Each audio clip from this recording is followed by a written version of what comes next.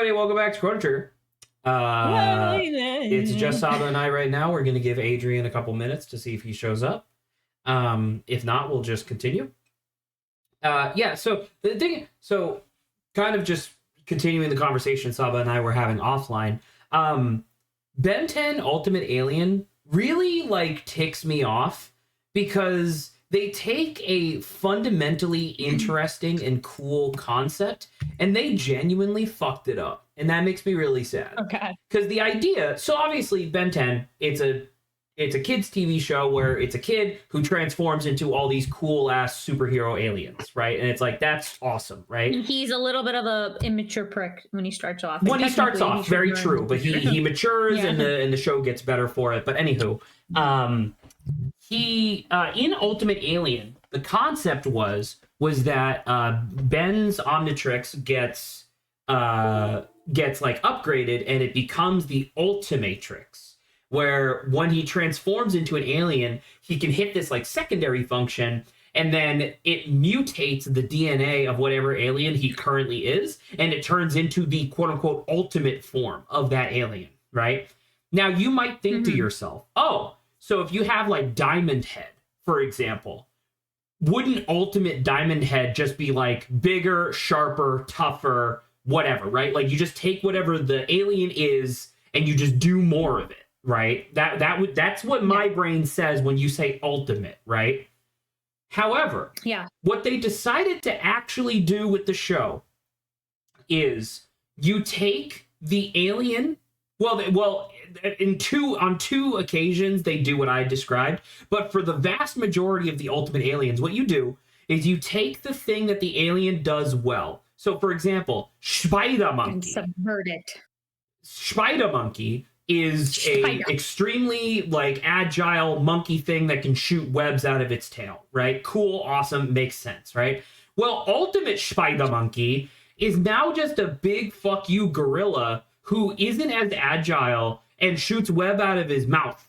Now, I understand. Gorilla is the super monkey. I understand that. But that's not the point of Spider Monkey. Spider Monkey scenes are cool because he's basically just Spider-Man, right? But now you have this big fuck you gorilla that just goes around and he just vomits a giant shotgun of spider webs on people. And every single Ultimate Alien -2 is the exact same issue. You know what I mean? Ultimate Humongosaur. Humongosaur is your quintessential strong guy alien, where it's just this big bipedal dinosaur guy who has the ability to grow to the size of a skyscraper if he wanted to, right? He's essentially the Hulk. Yeah. Well, Ultimate Humongosaur, he no longer has the ability to grow. He's not even really that physically strong. The only difference is that his hands disappear and they turn into grenade launchers for some reason. What the fuck? You know? I don't know. It's very disappointing to me that that's what they ended up going with. Because genuinely, you could have had something really cool there. But anyway. Yeah, I guess he looks like an ultimate version, which I think is cool, but the abilities don't. The really abilities are the things that matter, though, right? Could you imagine if you Ultimate Diamond Head does not exist, right? But imagine if you had Ultimate Diamond Head, and instead of him turning into more diamonds, he turned into goo. Yeah, right? That's not the point of fucking Diamond Head. We have other aliens that do that. We have Goop, my favorite alien. Anyway, hello, Mikey. Welcome to stream. No joke, I was halfway through typing the server. Hey, is there a stream since it's getting close to December? And right as I was typing, got the alert, the pings. Well, welcome to stream. Doesn't the Ultimatrix basically pull the whole DBZ time chamber thing where it simulates putting the alien through 1,000 years or something so it adapts? Well, kinda. So the idea is that the within the canon, the Ultimatrix takes their current trajectory of evolution that they were on, right? And then it simulates, I think it's 10,000 years, actually. I don't think it's 1,000. Because 1,000 years isn't long enough for something to really evolve that much. Look at humans, I guess. But I think it's 10,000 years, maybe even 100,000 years, or maybe in 10 million years. I don't fucking know. But anyway, the point is that it takes whatever their current trajectory was and then simulates what it would look like aeons into the future, right? Hello, TM Kirby. Welcome to stream. We are chit-chatting for a moment, waiting for our other co-host to maybe show up. Should I ping him just to save time? If you want. Because he's online. Feel free. So I'll chat a little bit about so it's like, obviously you have like the in-story reason, which I was like, totally makes sense, right? But if someone's like on the outside and you're looking at something and they're like, okay, this is the ultimate version of X thing, right? Most people don't instantaneously think of, oh, it's original concept but subverted, or it's original concept but like we attach guns to it. It's like, I don't think that would make particular sense. It's like, okay, if you want what is it? If you want, right, if it's like a water creature, right, or a water alien, right, then you essentially want something that it's like, it looks the same. It's like water, but like better, right? It's like there's that's what ultimate means in your that's mind, what ultimate right? should mean. So that's why it's like when you brought up, I don't remember what like the flame guy is, like the flame guy turning into like ice or whatever. There he is. Hello, Adrian. Whoa. Welcome back. I got distracted by down the there again. It's okay. Was it CK2? No, it was for the King 2. Okay, well, I was close. Well, welcome to stream, Adrian. We're doing Parsec again. Do you want to give Parsec a crack, or do you want to just open up via... Do you want to get cracked, Adrian? All right, let's see if Parsec is particularly heinous today. Oh, we're building a new app experience. Ooh, no. Adrian hates Parsec so fucking much. Adrian hates Parsec almost as much as he hates Ali Beardsley. True. Adrian hates Parsec just as much as Zach hates me. It's true. Crack open a cold one with the boy and Goyle. All right, Adrian, can you see? He says it like that because he's secretly a gargoyle. That's true. Saba is secretly a gargoyle. That's how he views women. That's why she's so small, so she can fit on the precipice of buildings. Little do you know, those ears on my cat actually let me fly. There you go. You know the you want to know the thing, boy in GUI. Oh, sorry, my controller turned off while we were chit-chatting. I remember I talked about this before, but I remember when I was a kid, because I watched Ben 10 at the perfect age, right? I believe I was like 11 years old when Ben 10 originally aired, so it was like nearly perfect.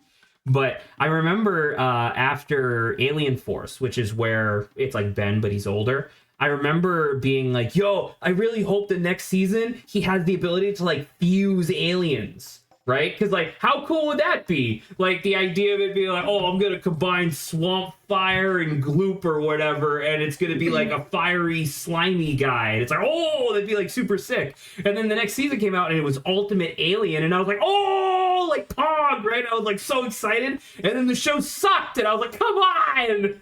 I will say something that I watched about like a critique of the second season also is that Ben essentially becomes just an older version of how he originally was when he was a kid. So like he slightly becomes a douche again. Like, excuse me, everything you learned in like season 1, it seemed to just like poof disappear. It's like, okay, he's gone back to being a mean dude again. And it definitely takes a moment for him to get into the stride that he would be that he gets in for like the entire rest of the series. Because what was the final season of Ben 10 called? It was like gosh, I don't remember what it was called. I think it was like Omniverse. That season's fucking killer. I wish I watched that while it was live. Okay, let's see. Evolve aliens, granting them, causing what powerful abilities are simulation period of time, about 1 million years or so. About 1 million years or so. Okay. Oh, wait. So I guess in this case, it's like if the fire dude came up against its ultimate foe, which would be water, right? Then I guess they would adapt by turning into ice. Said ice, yeah. Like I get it, but like that's not like I don't know. That's not what you're like here for, right? Like, wouldn't that be the cooler? Wouldn't that be the cooler thing? because it's not the ultimate version of said fire, it's the adapted version of its like harsh environment, right? So like ultimate doesn't make much sense to me to call it like the ultimate alien, they because had technically just a adapted. concept in one of the later seasons that was really fucking sick, where there was this guy, he was like a bounty hunter, and the I want to say it was called like the Nematrix. He like put this device on his like dog essentially, and the Nematrix was specifically designed to where it was programmed with the DNA of all of Ben's aliens' natural predators, which was really cool. I think I remember. Yeah, it was called the Nematrix. Thank you. But like I remember that concept's really interesting. The idea of it being like, what is the natural predator of like Brainstorm? Like, what's the natural predator of a Tetraman? You know what I mean? Like, these are really weird questions to ask, and I really like that. Exploring that kind of aspect of the world building and whatnot. But yeah. But no, I said no. But no. Oh, Adrian, you actually just reminded me, because I wanted to ask both of you. Because obviously Grant's not going to be here for a while, but this was more of a like vocabulary question, I guess. I was watching the latest Vati video, video essay, and it was very good. It's about Elden Ring as usual. He uses the word ancient a lot in that video essay, and I don't blame him, because what he's talking about is like, oh, in the era in which Elden Ring takes place, the ancient blank is like thousands and thousands of years old. But then as he goes on, it's like, oh, well, the ancient people to that ancient race was this, and then their ancient race was this. But all throughout, they're all just called ancient.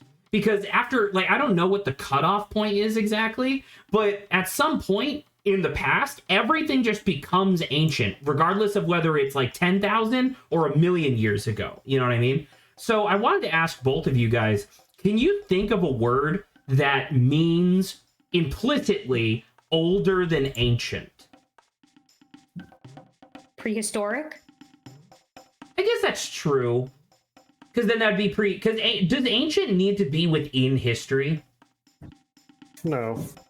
I don't think so. Prehistory definitely implies a lot, though. That is true. Because I had a word in mind, but it wasn't exactly what I was trying to think of. I thought of the word primordial, right? But primordial almost implies like it's the first thing, right? It's like the thing that came out of the chaos. In which case, it's like, oh, well, I don't want to say this is the first, like, I don't want to call this, like, the primordial civilization, because then if something is older than that, it's like, wait, why is that primordial then? You know what I mean? Yeah. Interesting. Yeah, I don't know. Maybe they should have been like, these were the ancients, and to the ancients, these were the boomers. These were the boomers! And to the boomers, these were the silent generation.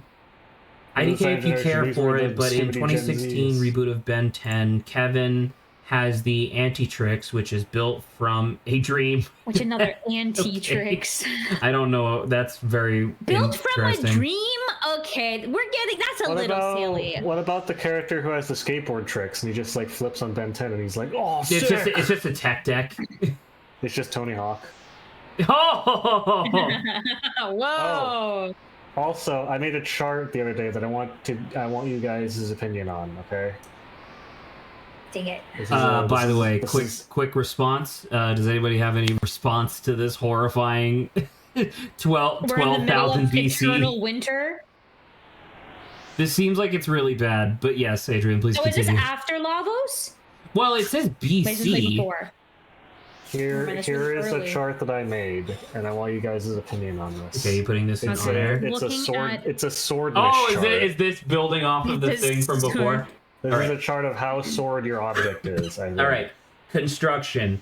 Line shaped with longer metal blade than handle. Line shaped with longer danger part than handle, or any shape. And purpose is made for killing, can be used to kill very easily, or would be hard to kill with. Okay, so for line shaped with longer metal blade than handle, you have the long sword Urumi and katana. That makes a lot of sense. What's your true neutral? Line shaped with are we longer sure all those danger are part than line middle and shaped? can be very easily. That'd be chainsaw and baseball bat. That makes sense.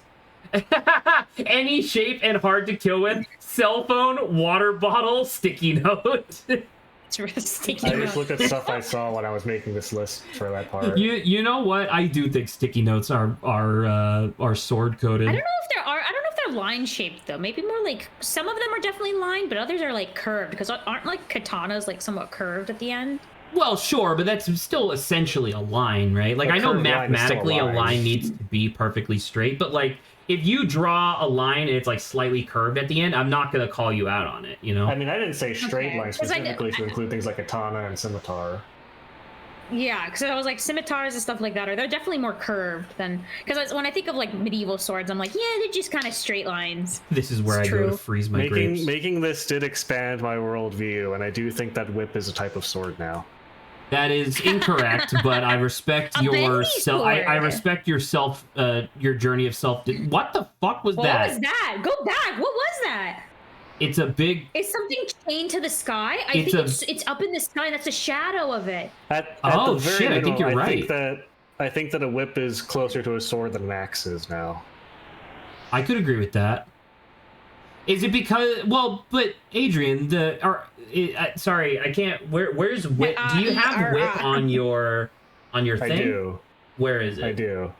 Whip you It's have in made line for killing and longer danger part than handle. So this is what I want to ask. Do you actually think that, well, depending on what whip, I'm thinking of like a bull whip, but like, is the entire length of like the undulating part of the whip, is that dangerous? Or is it I'd just say the more tip? of it is dangerous than like the handle part is long. Certainly, but like I guess that's my point is that like like if you're like in real life, if you're using a whip, it's the supersonic cracking tip at the end that's actually dangerous, right? Terra Cave. Yeah, but you could just like, I don't know, like, you know how the back of a dagger you can pummel in someone's face and then they'll fall. You could do that with a whip handle. Sure, yeah. I mean, I guess that's true. But then again, you could do that with like any of these weapons. Like I could beat your face in with the Nokia cell phone. Does that make Has it a anyone ever sword? beat someone with the That's butt true, of a but, like, lightsaber you know, before? a great sword, that's too heavy to That's like a good question. bash me in the head with. Oh no, could people be- absolutely Bring use it. the pommel of a greatsword to beat people in grappling range. It's more effective Are than they the blade is heavy? at grappling range. Not really. That's impressive. I don't know. I figured some of these would be like pretty heavy. If I'm not mistaken, a greatsword's between 5 and 8 pounds at most. Is that true? Oh, that's not I that also. bad. What the Okay. fuck is this, by That's the true. way? Greatswords are light because you need to carry them and use them. Yeah, but I'm sorry. Adrian. What about the absolutely monolithic slab of iron Wait that a Guts minute. uses? What does Well, that that's- mean? that's Taba's so fantastic short that then, Zach could so. bash your head in with a toothpick. What does him bashing my head in with a toothpick have to do with height? What does a toothpick have to do with tiny people? He's right I don't though. understand here. You could smash me with a toothpick regardless of how short I am. That is also true. You're. It is true. Saba's skull is made of paper mache. So, And so I am want you quite to think strong. about this because I remembered this, right? True. A greatsword is usually as or less heavy than a gallon of milk. What? This is true. Hold on. Okay, sorry. I hate to do this because this is obviously like why I like streaming is us just bantering about whatever.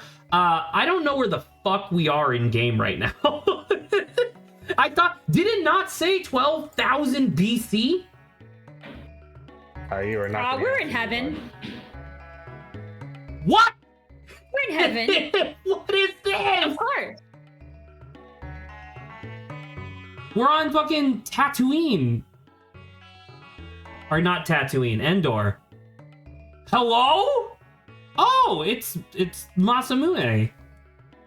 Well, it's good to know, Adrian, that I could potentially This is the wield a magic greatsword. kingdom of Zeal where dreams can be made reality. What? What was that nonsense Saba was saying about dreams earlier? I don't know. It was Ben 10 stuff. Was he built something from a dream? Yeah, maybe you can get the Dreamatrix. Dreamatrix or whatever here. The Dreamatrix. Dreamatrix. Maybe you get the Dream SMPatrix. Welcome to Enhasa Zeal's City of Dreams. We seek enlightenment within the bliss of sleep. They're gonna put us to sleep forever, Zach. Don't do it. Now hold on a second, Zach. Time travel I can get behind, but dream magic? Really? It's true. It is hard to believe. Her Majesty Queen Zeal rules this magic kingdom. She is without peer in beauty or grace. It's because she's freaking in it. She's been put into a Great coma. dreams. Wait until she sees my bikini-clad cave lady. It cuts over to Aya or Anya or whatever, and she just like belches and a bone comes out, and it's like, Oh my god. I like the idea of us being like, hey, Anya, have you seen Robo? She belches, a bolt comes out. No. Why would she eat Obo and not Frog? Or Robo and not Frog? It's a challenge, you know? When people eat spicy food, she eats metal food. Just to see. Metal food. Try it out.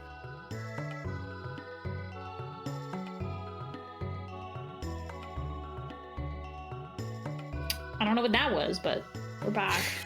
Saba, I'm remembering something from several weeks ago. Okay. What's her name again? Sorry. Mario?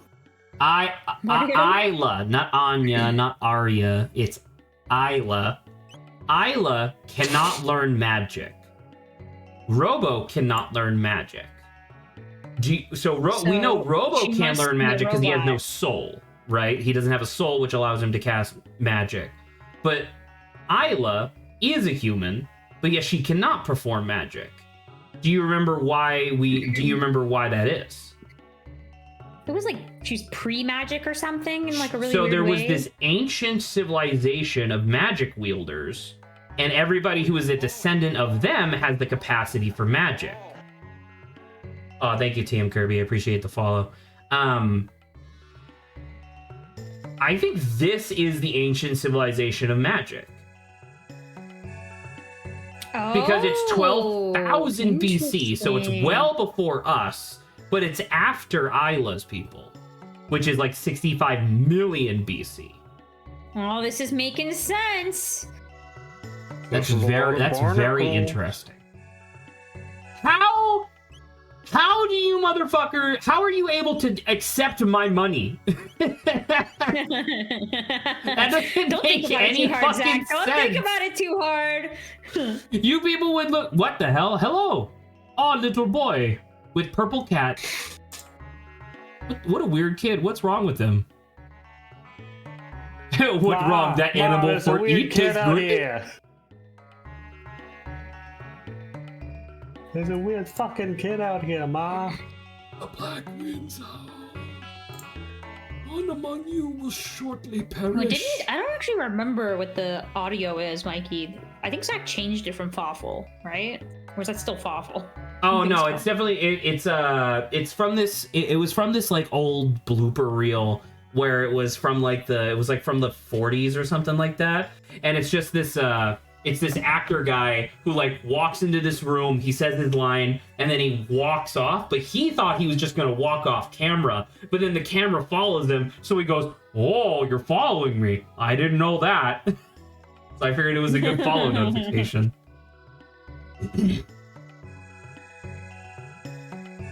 Oh, the image is Fawful, though. The image is still Fawful, yes. That hasn't changed, yeah.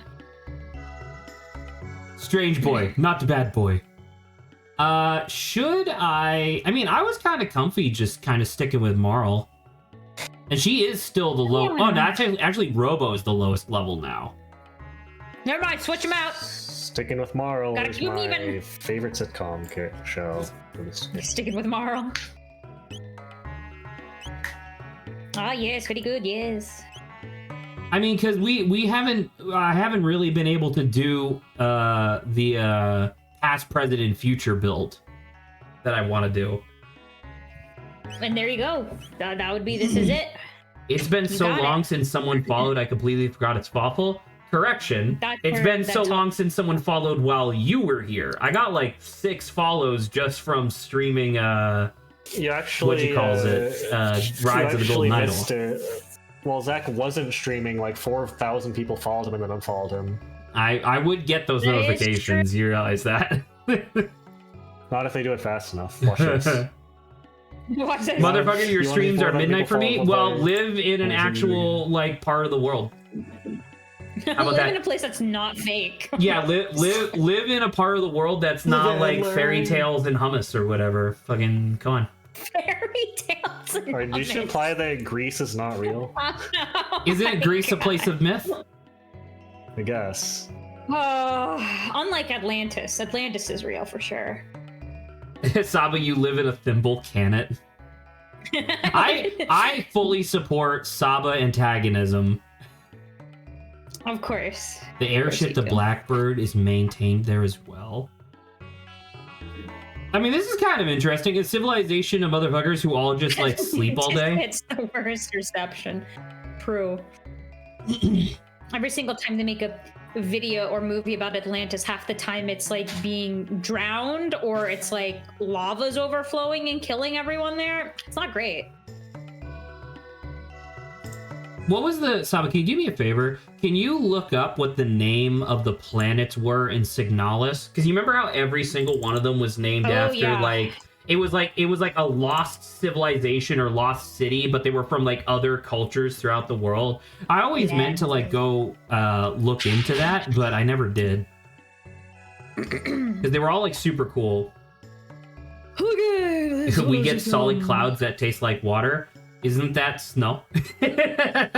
So, you have the sun, obviously. You have Bouillon. You have Veneta.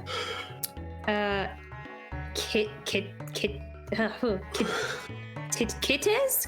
What if one of them was just San Diego? Yeah, the lost city of San Diego. Rotfront. Heimat's in Lang. And then there's an Oort cloud or whatever. Well, the Oort cloud is like a... It's like it's a field of like debris that makes it really difficult to leave the galaxy. But tell me, how do I approach this? Whatever. This is not a land bridge. This is not what a land bridge is. Oh, I'm back on the surface. It's a bridge to the land. Oh shit, she's super right. Yeah, duh. Saba is right very rarely. Oh, by the way, so you know those people that's why they're up in the clouds. You know those people who followed us, or not followed, but rated us on Sunday? Duh. Yeah. So I went, because yesterday I had some extra time, so I went and I just like watched their stream for a bit. They still haven't finished Rise of the Golden Idol, but they made some good progress. But it was so funny because they had a very similar dynamic to you and me, where it was like one guy, one girl, and they were just kind of like chilling out, doing their own thing. However, their roles were completely flipped, where she was the one who was like figuring out all the puzzles and like keeping track of shit, whereas he was the one who was being like ridiculous and making ridiculous suggestions all the time. And I was like, that's funny. How dare you? I was figuring things out just as much as you were. Very untrue. Very extremely untrue. I'm always left, Mikey, okay? Get it right. Funny enough, I'm left. None pizza, left beef? None pizza? Left Twix only. You mean none? Have you not? Isn't it none cheese left beef? Oh. Leftist. I thought it was none pizza. Because if it was none pizza, wouldn't it just be a box of beef? I thought that's what the picture was. No, the picture is like it's like a plain sauceless, cheeseless with beef bits on the left. You are correct on this occasion. Today it's opposite day. Today what's it actually that is called? right is left, and I will say I none eat cheese left beef. left Twix all the time. Okay, so the order is none cheese left. The meme is none pizza left beef. Oh, okay. So we're both right. There you go. What the hell? Can I get some of these statues for my apartment? Hello. Waiter, I'll have one of these. I'll have one of these. I clicked the wrong thing there. This is the magic city of Kajar. You think it's Kajar or Kahar? Like Fair and Dungeon. Not that one. Fair and Hunger. Fear and Hunger. Have you gotten around to doing Fear and Hunger 2 yet? Wait, no, you never played the first one. You just there was a bunch of people that were talking about it, right? I've never played either of them. I just watched a bunch of videos on both of them. I really want to get back into because apparently Fear and Hunger 2 has like a proper story path for everybody now. Like all of the characters have like complete paths. They're still just doing balancing and whatnot. But the problem is that I really want to stream it because I think that there's a lot to like discuss within the narrative of Fear and Hunger 2. But you can't mod out the dicks yet. Like the people, nobody's made like a remove like gore, viscera, and genitals mod. You know, I thought there was like a censored option in the game. I could be wrong. There is not a censored option in the not dick stream. We're not doing a dick stream. There isn't an option in the game, but you can download a mod which edits sprites to just have a black box over the offending area, but it looks terrible. You know. Dicks out for Obo, please don't. Please, I beg you not. Especially on stream too. just have the whole stream shut down by the auto mods. What the fuck? Okay. Oh, I learned a little bit of Twitch lore, by the way. I would never learn. Couldn't be me. That's also fair. So I learned of an arcane. I want that book. The swirling portal of like ceaseless energy. Yeah, that's a cool book. I learned of a secret, well-known arcane phrase that if you type into chat in Twitch, it gets your account permabanned forever.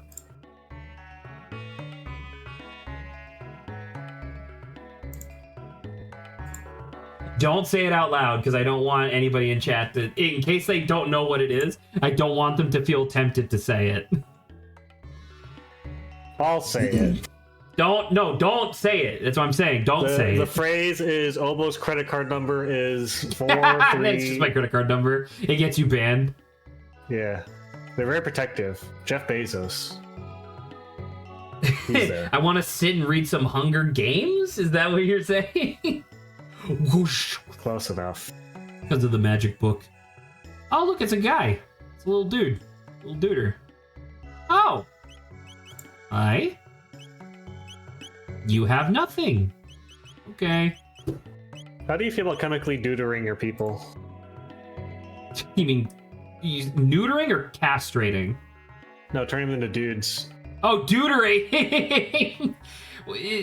What's the thing that trans men take to help with that? What's that?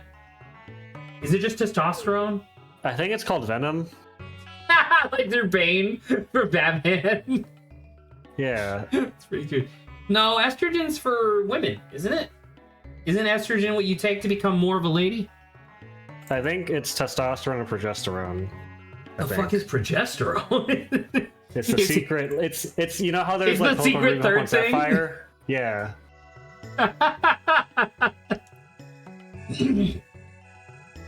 Can I get some of that arcane third thing? I think it's what you put on pizza. Excuse you. No, we put left beef on pizza, obviously.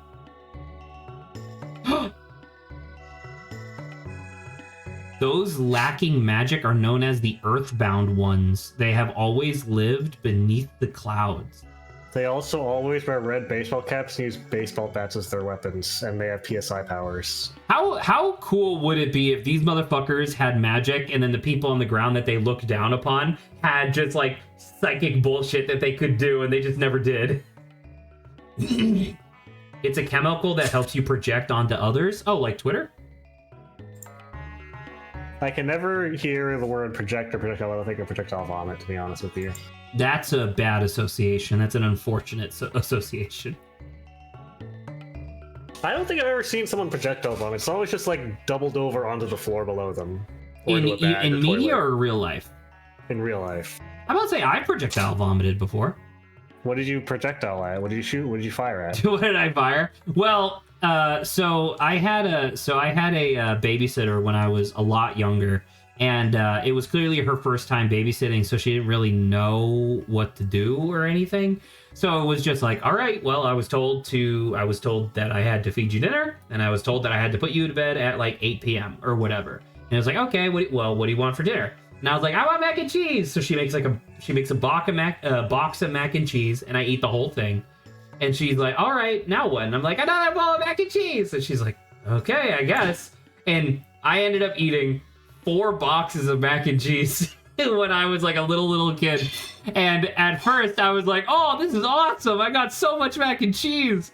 And then my stomach like did the cartoon like gurgling noise, and I was like, oh, this is really bad.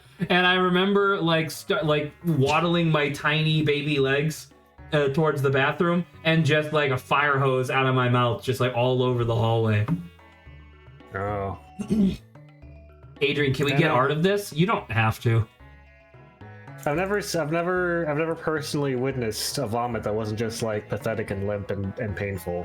Really, where it's just kind of like falling out of their mouth. Yeah.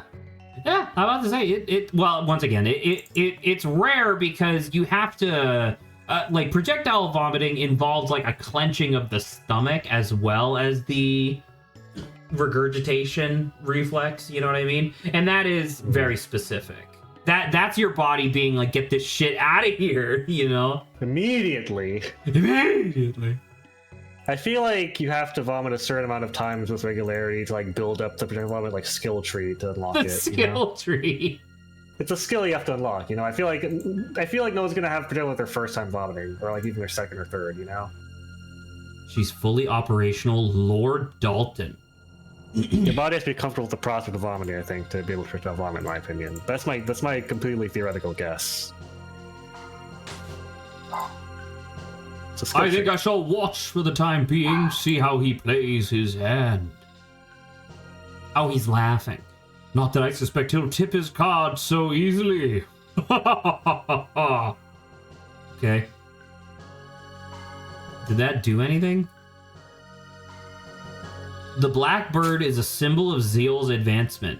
Why do you guys need a giant plane? You have magic. Can't the magic just do anything this plane can do?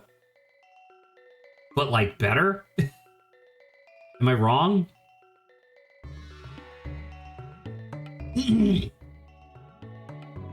Saba, how do you feel about the concept of floating sky islands? Saba thinks they're gay and lame. I agree. Saba isn't unmuting herself to defend herself, so I think that's exactly what she would say. I was actually giving a response and I forgot I was muted. I said I played through Skyward Sword and I think it's pretty dope. Skyward Sword is a little... I guess Skyward Sword is Sky Islands, actually. Yeah, that is true. I didn't really think about that. Right? Was it Tears of the Kingdom? It was also pretty good there. Tears of the Kingdom. Well, because I was thinking more Tears of the Kingdom, where it almost feels like... Wait a minute. Wait, Saba, I'm looking at the map of this right now. Is this not one of the landmasses that shows up, like, much later on the map? I don't recall. I think this place is gonna fall from the sky.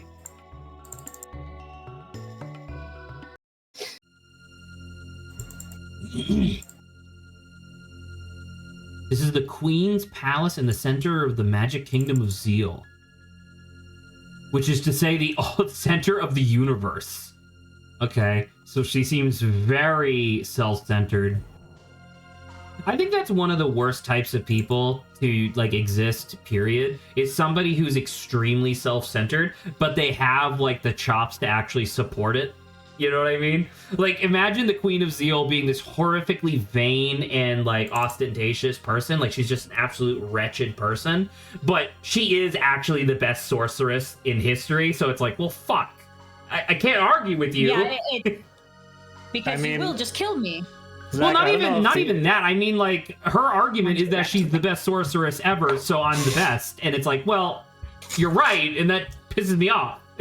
Well, Zach, I don't know if you've heard about this little-known character from this little-known anime series called Bakugo from My Hero Academia. That is literally his entire character. Really?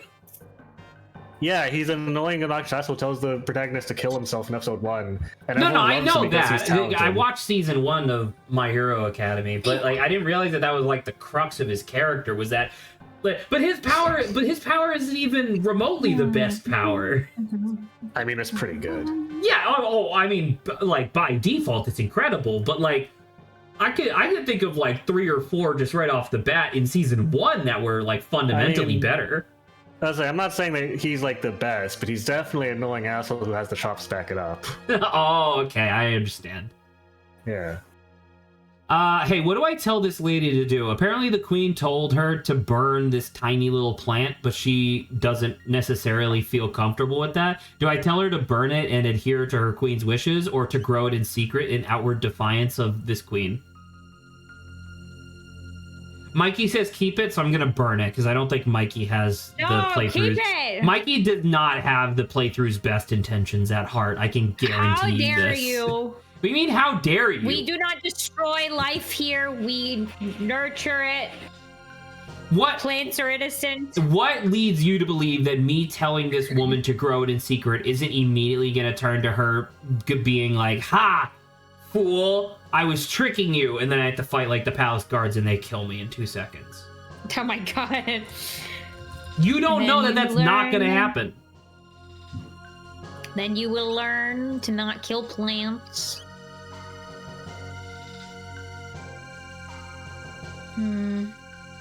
We should make like an evil villain, like hireling archetype tier list. Sure, that sounds awesome.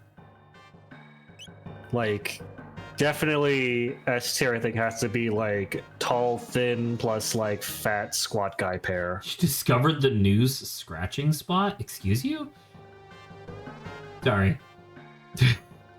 No, I'm just thinking about what kind of villain archetype like goons to put on the list. Okay.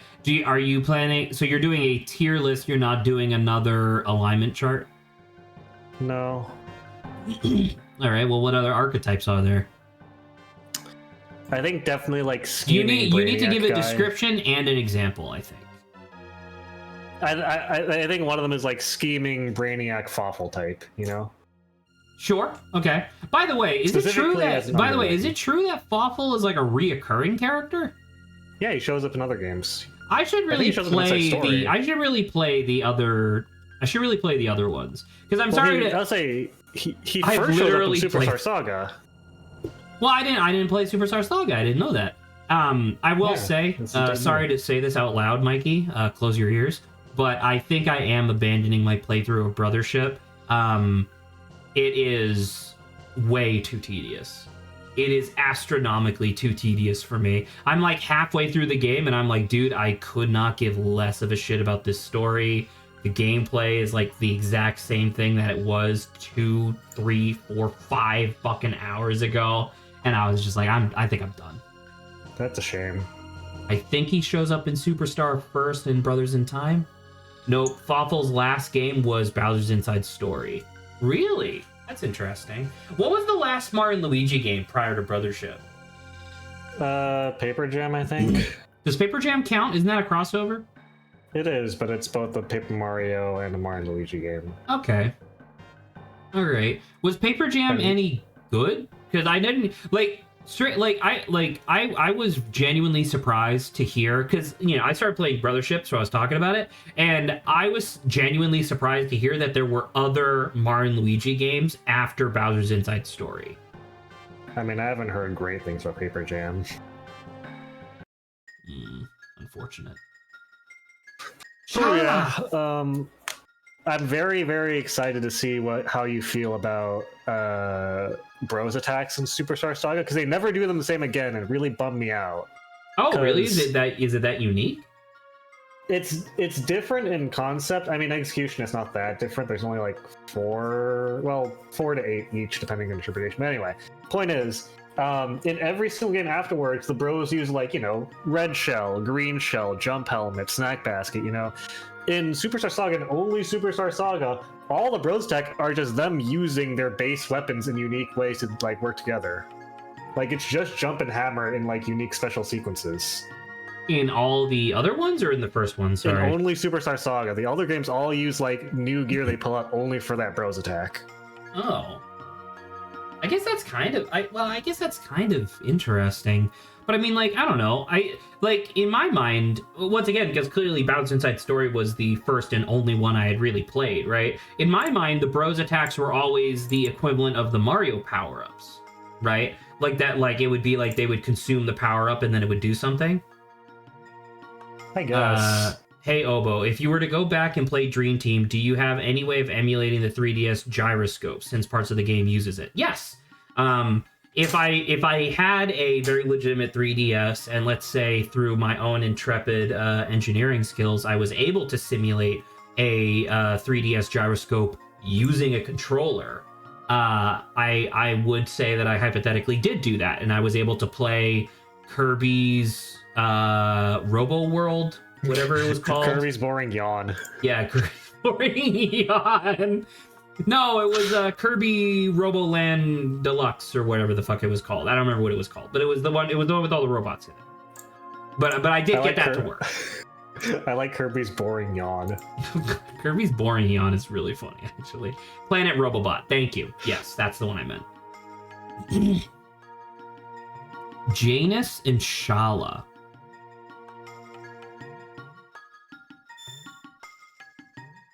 It's an amulet containing my prayers. If something should happen, it will keep you safe.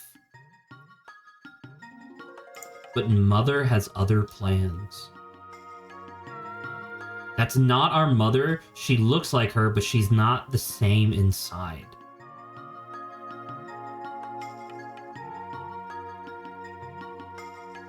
Did the servant just not acknowledge the people that were just like waiting at the bottom of the staircase listening to this private conversation? They can't see us, obviously.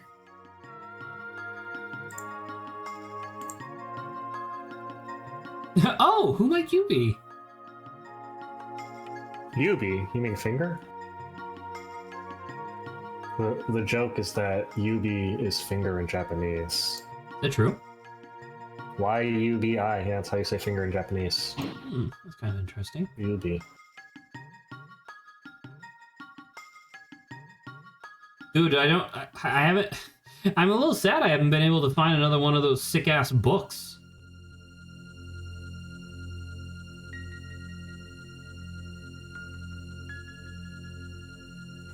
Do you think that this culture is inherently structured psychotically to force all of these fucking nerds to get exercise?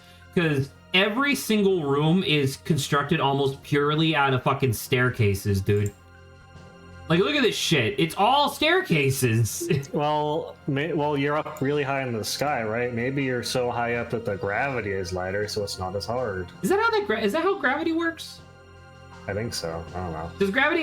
Can someone Google that real quick? Can someone Google whether or not gravity is more intense towards the center of mass versus the outside of the mass? I'm not a gravitologist, you know? I don't think gravitology's real. I think you made that up. I don't think gravity's real either. No, I didn't say that. I said gravitology. Don't put words in my... You know what? I also agree. You know what? I think the Earth being flat really does mean gravity can't be real. No! You're right, Zach. God damn it! This way leads to the Mammon Machine.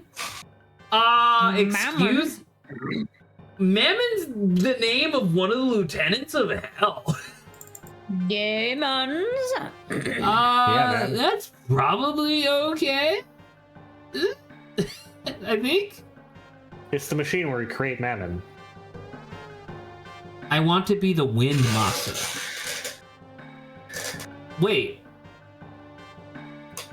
Wait, are these actually Masa and Mune? I don't remember. Some of them look... Well, one of them just called the other one Masa. Maybe. Ooh. Hey, since Oba reacted to it in the server, can we talk about the live-action Lilo and Stitch poster? I want to shoot up an animation executive's office. I saw the trailer for the live action How to Train Your Dragon remake, and I wanted to detonate a bomb. I don't want. I am that will actively impossibly make me pissed. upset. So I also will not talk about that either. Please, no. If you want, you No. could take that response and extrapolate it to kind of derive my opinion of the Lilo and Stitch live action remake. I don't care how live actions going on, because I've been seeing like images of them being like, yes, now the live action Saba. Maui. Saba. Oh, the pendant. The No, pendant. we've seen that door before.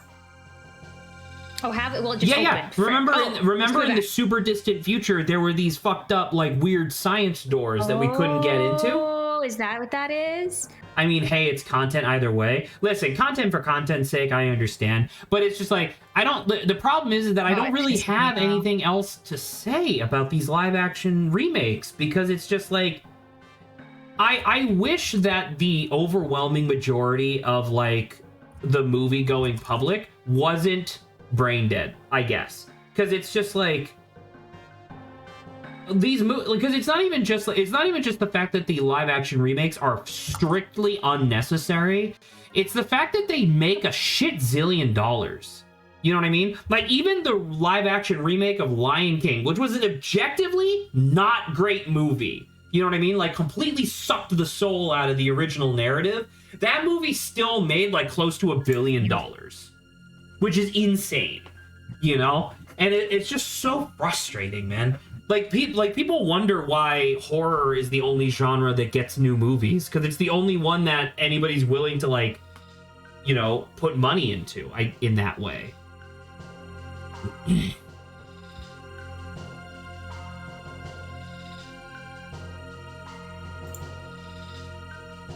Huh.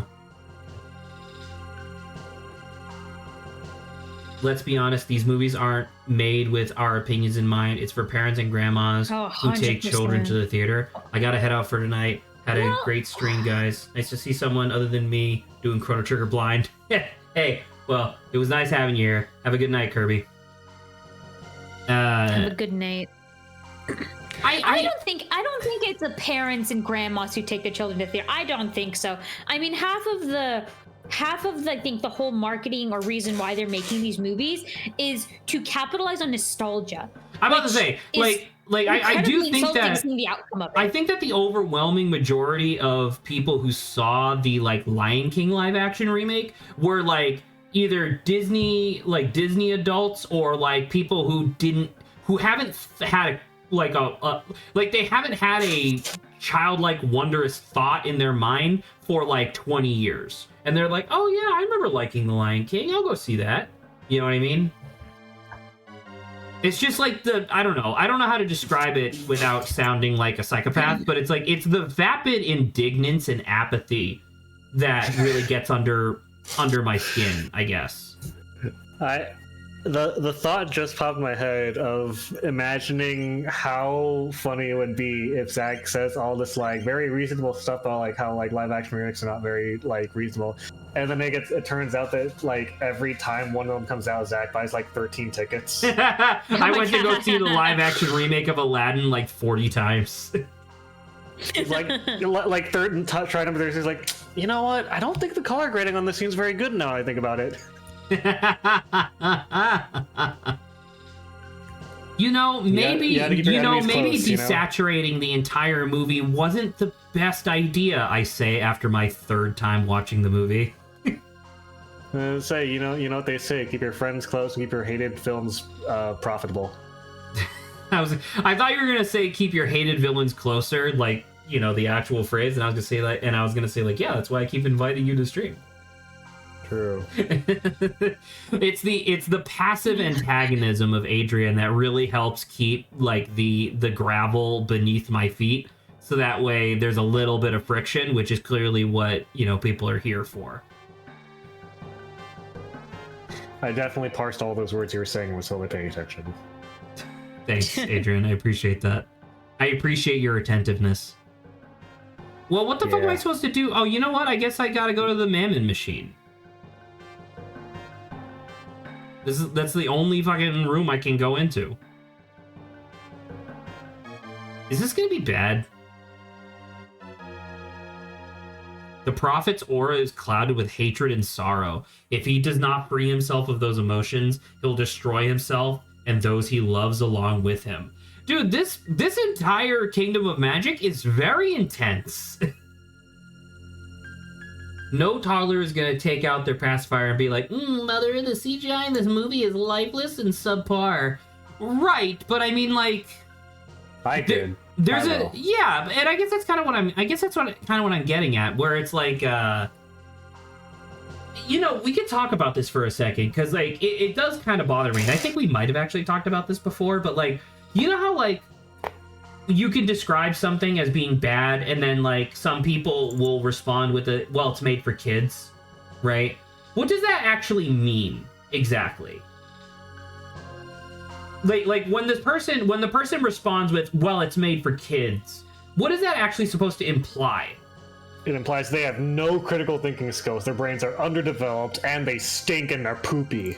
Well, I mean, that goes without saying. I'm about to say, like essentially when you say that, like, oh, it's made for kids, that means that you're essentially implying that the only thing that matters to kids is, like, flashing lights and catchy music, right?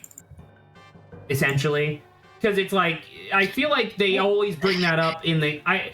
Short attention span. Yeah. But then again, it's like, the reason I bring this up in regards to, like, the live-action remake stuff, which, once again, is a misnomer, because almost none of it is live-action, I bring up the same thing, because I remember complaining about the Aladdin remake, and I remember somebody responding to me like, it's for kids anyway, and I'm like, is it? What does that mean, then? Are you just saying that because it's for kids, like, it's allowed to be, like, less quality? The soul of the industry is being, like, sucked out. Like, it's only the soul of the money, industry is being sold because of executives. We obviously know this. Yeah. You know? Yeah, so this is what we're talking about, where it's like there used to be, like, great storytelling, even if when it's, like, air quotes for kids, there was still a really profound amount of storytelling. And it's like, whenever these live actions come out, it's like they've changed them in a way that not only has, like, sucked the soul out of them, but also changed it in really stupid and heinous ways that everyone on the outside, at least from my perspective, we all look at it, we're like, this sucks. Saba's still mad that they made Ariel black. Oh, that's 100%. Of course. Saba's that's the only thing that matters to me. Saba, she's still just so mad because she just wants black people to stay out of movies. Famously, Persians hate black people. Oh, that's true. Very true. Of course. By the way, kind of circling the wagons back to the game real quick. Saba, did you read what this lady just said to me?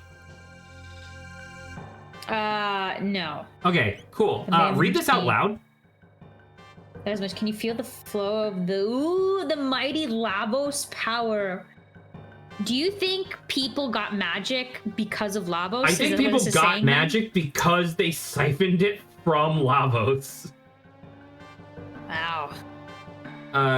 Sorry, what did Mikey say? I mean, it's not the argument I was making. And I wasn't saying you were making that argument. I was just bringing it up in general. The idea of, like, oh, it's for kids, meaning that you think that kids deserve, like, lesser quality stuff, just in general.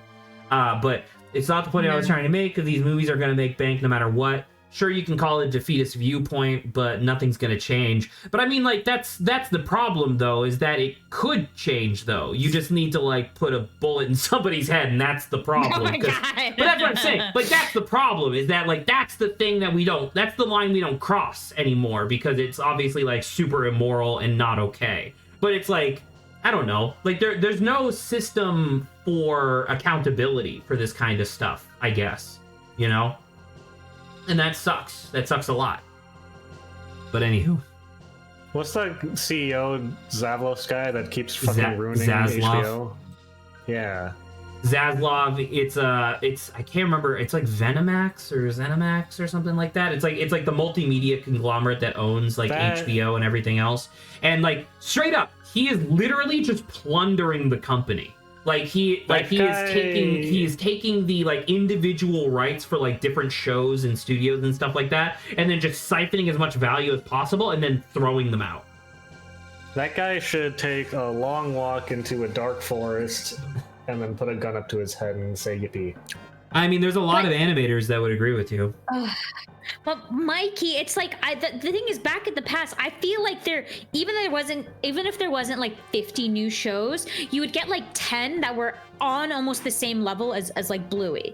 Like I'd prefer to have that 10 Bluey shows than one Bluey show and about 50 other like subpar shows. Like the thing that I remember, I don't know if you guys even remember this. Do you guys remember the old like Cartoon Network commercials where it would be all of the cartoon characters getting ready to go to the movies?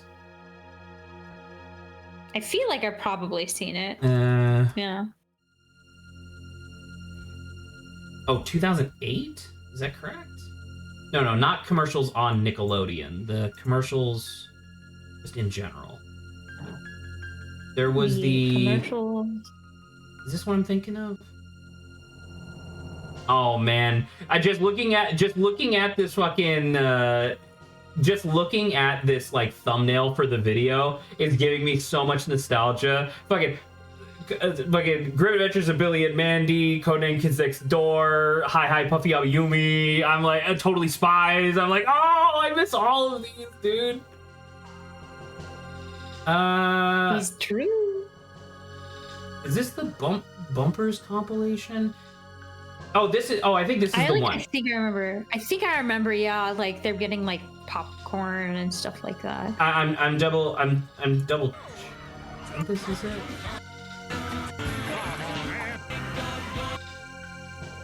No. Anyway, I can't find it right now. If I can find it, if I can find it later, I'll link it in the on airs of both Discord channels. But it was just like the point of me bringing it up. It was like one of the more highly rated commercials that they put out, and it was just like an entire literally an entire movie theater where every single chair had like an animated cartoon character from a show that someone gave a fuck about. You know what I mean? And it was just like, I don't know, like, it's not like Cartoon Network is well, I mean, Cartoon Network is literally being, like, bored out from the inside by Zaslav and his cronies, but, like, it just sucks, because it's like, we do have good shows now, but the good shows exist in spite of their parent corporations, not because of them anymore, you know what I mean? There was definitely a turning point at some time in the late, like, 2010s, where like executives realize like, oh, we don't actually have to like make things anymore. We could just like recycle old things until they're like no longer valuable. Yeah. This feels good. This feels like a good thing that they're like doing. Before they used to take risks in order to make great things. Now they're like, we're just gonna siphon off of what those great things were because we're too scared to take risks. And I don't. And by the way, I don't mean to say that like there was like an idealized time back then, because the animation production industry has always been dog shit, right? It's always been a cavalcade of mistreatment and underpay and just abuse, like all the way down, whether it be sexual, emotional, whatever, professional, just like the entire way down. It was always terrible. But it was just like, I don't know, because it's not like I'm not into cartoons anymore. Like, I still love watching cartoons. It's just that the cartoons nowadays just don't feel the same, I guess.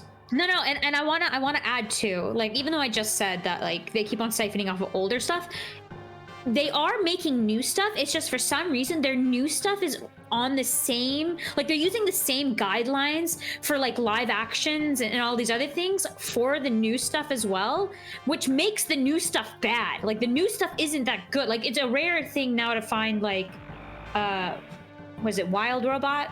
Is that the new thing? That was the animated one from like that was pretty good from what I've been hearing and stuff like that. But it's like I turn around and then I see something like Wish and I'm like, what the heck were you thinking when you made this movie? Because you actually have so many people looking at this movie, and you know one of his big claim to fame was that like, oh, we brought back one of the classic Disney villain, right, Zach? Remember how people were talking about that? Yeah.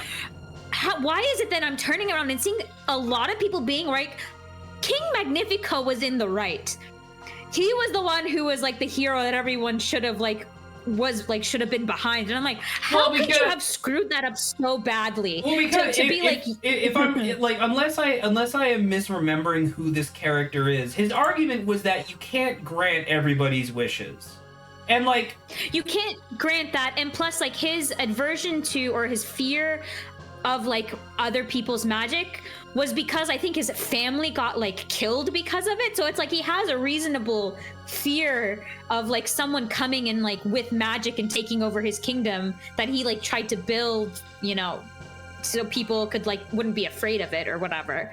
So it's just like, okay, you've provided us with another character who's supposed to be the heroine who literally is so obsessed with one person's wish that she'll disregard the balance of like everyone's wishes and stuff. And I'm just like looking at all of these people breaking down why they like King Magnifico, and I'm just like, how? And I turn to the storytellers at Disney. I'm like, how could you have screwed this up? How could you have not seen this happening right before your eyes? Anyway, I'm gonna ramble too much about my dislike if I don't stop. Iron Sphere halves HP. Cool.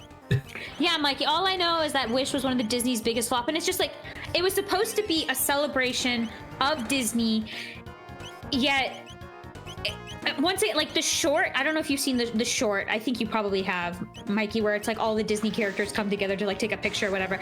How is it that did a better job than an entire movie that was supposed to celebrate like Disney's like, you know, legacy and stuff like that? It boggles my mind as like a storyteller of what's like, really, you thought this was it, you thought this was good? And that's why I'm like, I feel like it's just a checklist.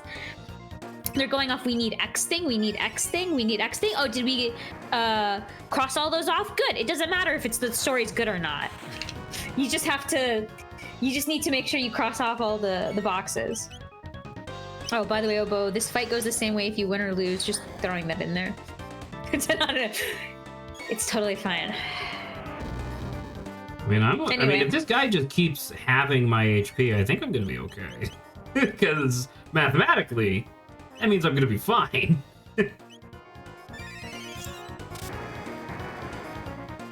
Something Gojo Infinite. I like that somehow you can strike her with lightning, but instead of her getting fried, you somehow imbue her a person with electric energy that she then imparts by biting them. Yeah. It is genuinely really like, huh? Now, Zach, another interesting idea. Yes. So she is like incredibly tough, right? Isla, correct. You think because of the whole magic thing, because people started to get magic, do you think after kind of like an evolutionary thing, people lost their like physical strength because they just compensated it with magic and they didn't need to use their strength anymore? I think that this is a Kira Toriyama narrative, so there isn't really logic behind it. But if I had to say that there was logic behind it, I don't know if the advent of magic necessarily contributed to that. I would say it's probably the fact that Isla and her people have to constantly contend with like dinosaurs, right? Whereas these people have to contend with like the common cold and getting a headache. Yeah, so it's they have to contend with that headache again when you sleep too much. Exactly. You know what I mean? Like, I slept too much. Now I have to go wake up for a while and eat food, and then I'll go back to sleep. You know what I mean? So it's like, that would be my guess as to like why Isla is comparatively so immensely strong compared to everybody else. See, magic sometimes... This feels bad. Oh, this is fine. Oh, Robo's dead. This is probably okay. They should add it so that whenever Robo dies, it plays like the Lego like video game death falling apart sound.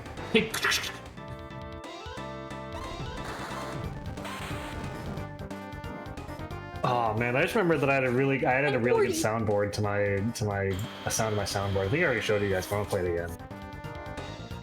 Zach, say something offensive. Fucking excuse you. Are waiting. I love Twitter. Excuse me. The fuck? What was that? Wasn't that just the sound of like? That's the sound of my head turning to look at you when you said that. Oh, okay. I thought that was the sound of like a giant stone. Yeah, I thought you were like, sealing me in a tomb like Jesus. No. I apologize for not picking up on the subtlety of your joke. I don't know. Enclosing Zack in a tomb is also very funny. What the hell, dude? I killed your golem! Motherfucker! Come on! I was the world's best! I learned Chrono forever. I will allow you to sample every type of pain and fear imaginable. Oh my god. This is arachnophobia, and this is chronophobia, and this one. This is chlorophobia. This is claustrophobia. This is agoraphobia. Ah! Isn't he a robot? Yeah. How can he be affected by that? She's not paying attention. I can't believe it. Idiots, what will you do, Shala? Let us help them. Yes! Holds up Swiss cheese. This is tryptophobia. If you're lactose intolerant, you hold up the same cheese. Whoa! What? 2 for 1. Saba, shut the fuck up. Read this. Melchior, and they might be able to rescue Melchior. Do you remember who that is? Again? No, who is that again? Okay, great. I'm glad you're paying attention. This was the motherfucker from modern day, like the present, who rebuilt the sword. Yeah! Ooh, well, we clearly do this, right? That's why he's still alive. Right, but that means that Melchior is 14,000 years old? Or sorry, no. Reasonable. 12,600 years old?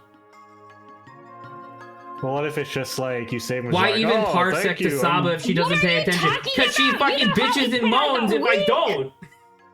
What if the guy's just like, thank you for saving me. I'll make sure that my great 14 times descendant is named after me in honor of you. Oh, fuck, Agent Super right. Be really funny. We saved Melchior and his best friend Chancellor.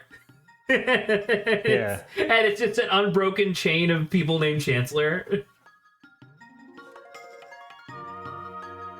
And if you can, please free the Guru of Life.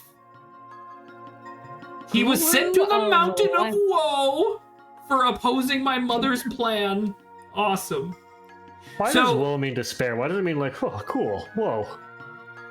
Whoa! Well, that's spelled differently, right? Correct. But the that's why there you go. Woe unto ye. You know? Oh shit. Prophet, your meddling tires me.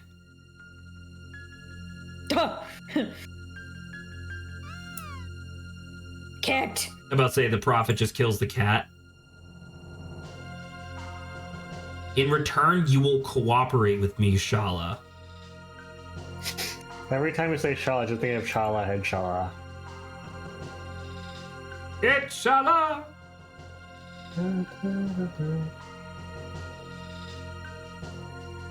They walk so crunchy. I don't even know how to... They walk so crunchy. No, dude, we've only been streaming for a fucking hour? Holy shit, Chrono Trigger dilates time like a motherfucker. I feel like I've talked for a week. Is this someone that we potentially know and we just couldn't see them very well because their hood is on like their head? I mean, it's possible.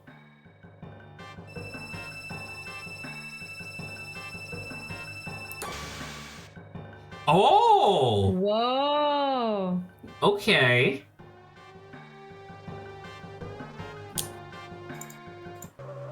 What? Why? What's up with that? I don't get it. So I think what just happened is that now we're gonna have to go back to wherever the fuck that was. So that way we can stop, because like it seems like they're trying to awaken Lavos for some stupid power hungry reason. Not so much. I can't tell, Mikey, if you're being sarcastic here. I don't see any /s. It must be serious. I can't. Okay, now we're in the far future again. The farf. The Farf? Are we going to see the door? There we go. There we go. Okay. There's the door. And we have the pendant that allows us to open the doors. Okay. Oh, look, it's been shut off here as well. Interesting. Interesting. So, gosh, where the fuck was the portal? Because she sealed that one. So now you had to jump off. You had to jump off a cliff. Right. Was that here? Maybe. I thought it was near the. I thought it was near the village. Maybe it's here. I don't know. Kind of seems like it's here. And there's like a guy. Yeah, like these guys. These duders. And we just go by them like that. Yeah, there you go. Yeah, it was right here. I'm the best. Don't forget that. Nice! You can also go and use the pendant on those sealed black chests. However, unseal them in the past and then open them in the future because the item inside upgrades to a better version. That's a really crazy thing to think about. So not even in terms of like conceptually, but like someone, the game developers thinking about that. That's cool. Okay, so you're telling me that unsealing them is one action and then opening them is another? Is that what I'm to understand from that? Well, if you want, you could like save also just in case right before you open one, and then That's true. And see. if it works, it works.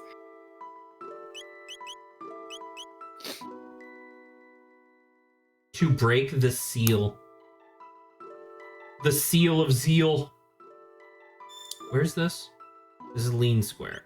So if that's the case, I want to go to the oldest place I could that is after 12,000 BC, which would be medieval. It depends on times. if you can remember where the black chests are. Truce Canyon 600 AD. I think that's the earliest. 'Cause this is the other continent in modern day. So it's this.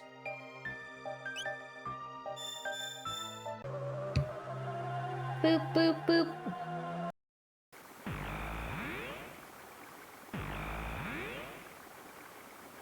Right. I like that sound effect. Time to wander aimlessly looking for the So chest. go to the Middle Ages, unseal the black chest, go to the future, and open the chest in there. Right, yeah. Well, does it have to be the future, or does it have to be the furthest possible future? Does it matter? Well, the furthest possible future that you can access the chests in. Right, so I guess in that case it's Yeah. always 1000 AD, right? Because the distant future, everything is destroyed anyway, so. I just genuinely don't remember where any of the chests are. That's kind of the problem. And I would look up like a list of like where the chests are, but I fear that they would have spoilers in it. I'm trying to word something regarding time travel, so I'd like some slack. What? No, literally no one's criticizing you, you fucker. Like, I am C I'm wording minus. it terribly, but trust me, you'll know it when you see it. thank you, Saba. Frick. No, I didn't read the previous one. Right. I'm just saying. Let me read. Let me read. Oh, okay. So this. Oh, these are chests? I guess so. I thought these were like friggin' rocks. Oh. Saba looking at someone's area between their shoulders and hips. No, I Oh, don't God. want to remove the item. I thought this is the Whoa. rock. This So is did the we thing, right? unseal it? Well, Like that blue light it said the unsealed item it, or is whatever? reacting to the pendant. Do you want to remove the item? Select So no. select no here. Then. Okay. I was like, is this lady coming up here to be like, what are you doing? What the fuck? Why are you judging that? Bro, what I'll the kill you. So one was in the woods, okay? I do remember one being in the woods. I do know that. That's the only one I remember. What was one in a castle somewhere? Like in that would make a stairway? lot of sense. Oh, you know what? I think it's in one of the towers in the castle. I think you're right. Yeah. Yeah. Yeah. Yeah. No. No. Indubitably. Oh, there it is. It looks like a frowny face. Look at him. That one didn't even let me do anything. I just clicked on it. What the fuck? What's this? A cemetery. A graveyard. I love it. I love that video. Look how And what is this? coffin. A coffin. I would love them. I can only assume, just because of how social media works, that after that joke went viral, like that video went viral, they then went back to do like 30 less funny versions. But I do kind of want to see more of that. The alternate words, the fancier alternate words. What is this? A phaser. That's right, a laser pistol. You know what I mean? Where is Frog? Wait, what if we brought Frog with us? I mean, we don't even need to go anywhere. I could just do that. Frog. What if Frog just was like, I don't feel like following you guys, I'm leaving. Frog!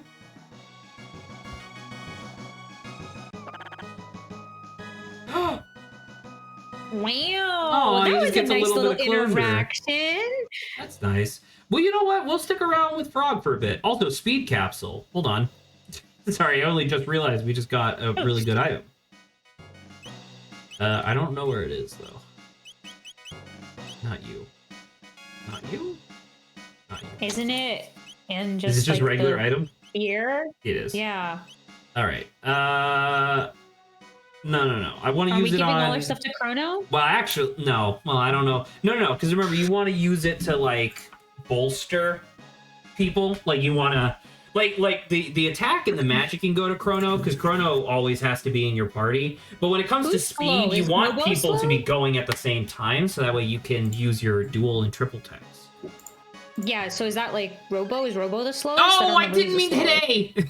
I meant to hit B. Oh, well, doesn't matter congratulations, anymore. Frog. Because yes, you are correct. I would have wanted to put it on Robo, because actually I can't. Can I see Take what that, Robo's stats Robo. are? Get slower. Don't be faster. Robo's, speed was 7. Unfortunate. Well, fuck.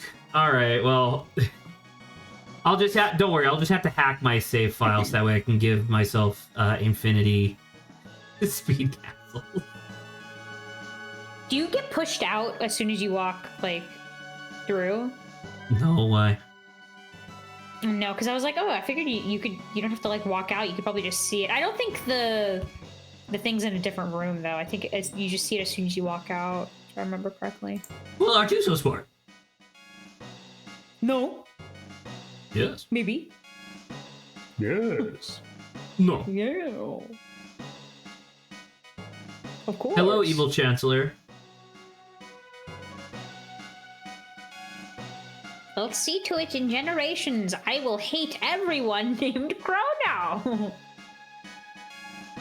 Ah. There it is. No. Okay. Yes. So that's 2. We definitely saw more. Like, I remember there being one in, like, a fuck you cave, but heavens forbid, I'm never gonna remember that shit. It must just be places... It must just be places that are readily accessible here, right? Because the only place we could really retrieve them is 1000 AD. So... I mean, unless you go to the other place, right? The other continent. That's a good point. I can't get to the other continent in this time period, though. Isn't the other continent the one that just has, like, the monster? Yeah, correct. Cabinet? Okay. What about it? You just meant, like, not right now. But that's the same time frame, though, right? Still 1,000? No, this is 600 AD, Saba. Pay attention. Ah, yes, you're right. I'm gonna keep thinking about Mikey's message that he sent a while ago. Why even stream Parsec to Saba if she's not paying attention? It's not that I don't pay attention is that I forget insignificant information. Insignificant information like the time period that we're in this game about time travel. This is middle, okay? It's not future. It's early middle, okay? That's all I need to know.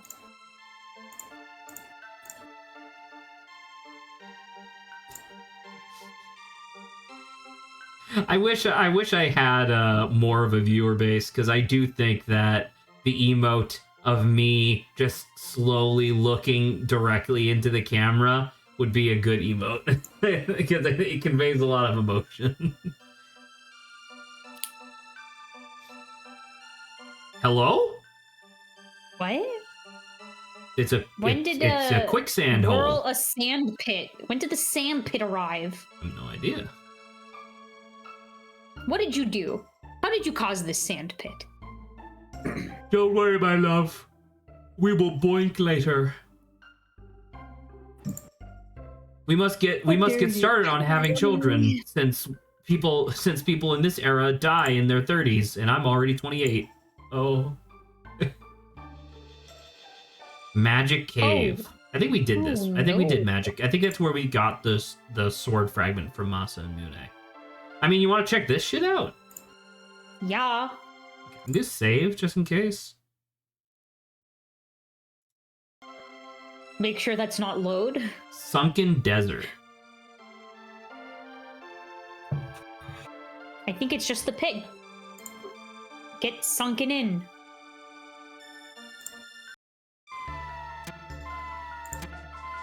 Okay. Cool. Obtained Lapis. That's a really good healing item. It's a bunch of duders! Oh no! Holy shit, everybody recharged so... Drago! Vile Pillar! I can only target one guy. Slurp Kiss, Bubble Burst.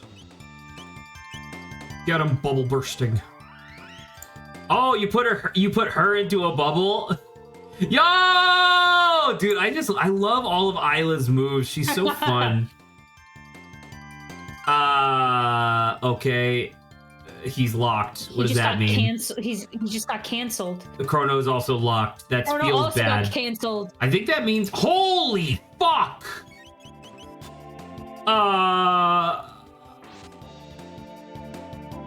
Okay, that guy's dead. Thank God. So someone died. Sand Drago is just slamming you. Is this gonna set you to 1 HP? No, that's the Vile Pillar. Oh, it didn't set him to 1 HP. Okay, that's fine. That was still quite a lot. It's not great. Chrono! He keeps on missing. Chrono, I need you to hit people. But in only in dangerous situations, okay? Don't go casually hitting people. No, hit people always, forever. Hit people for fun. Exactly. When you're bored. Hit people when you're angry. Hit people when you're sad. Hit people to keep them safe, you know? Hit people when you know better than them. Keep them safe.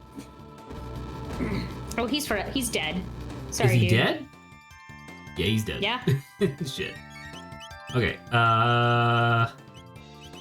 which one is it? Athenian water. Also, how do these people know what the fuck Athena is? Okay. Ow. Chrono not dead. Okay, Chrono still can't do anything. But, you know what we can do? We can do a little slurp, slurp, kiss, kiss. Oh, she shoots a kiss out and then he eats it. Which I guess heals us. Okay, we did it.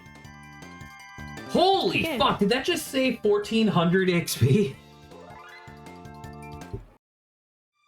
Whoa. That's pretty good. Okay. Alright, you got it. I don't think you know how to get out. You were... Yeah. Oh, fuck me. Oh, no. These are not good guys. Good luck fighting. What does raise do? Oh, revive a KO'd ally. I do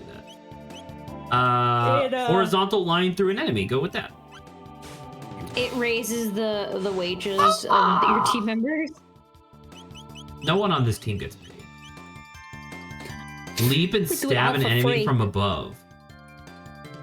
Snag an enemy with your tongue and then slash it. Okay. Please don't kill Chrono. He...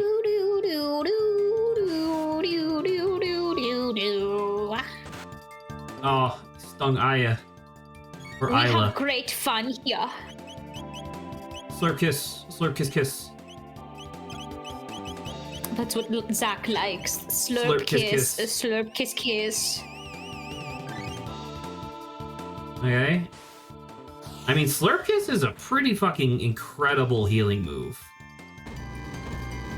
Do do do. Do do do do do. Is Frog dead? Frog is not dead. Is he about to be dead? Awesome. What the fuck were they supposed to do against that?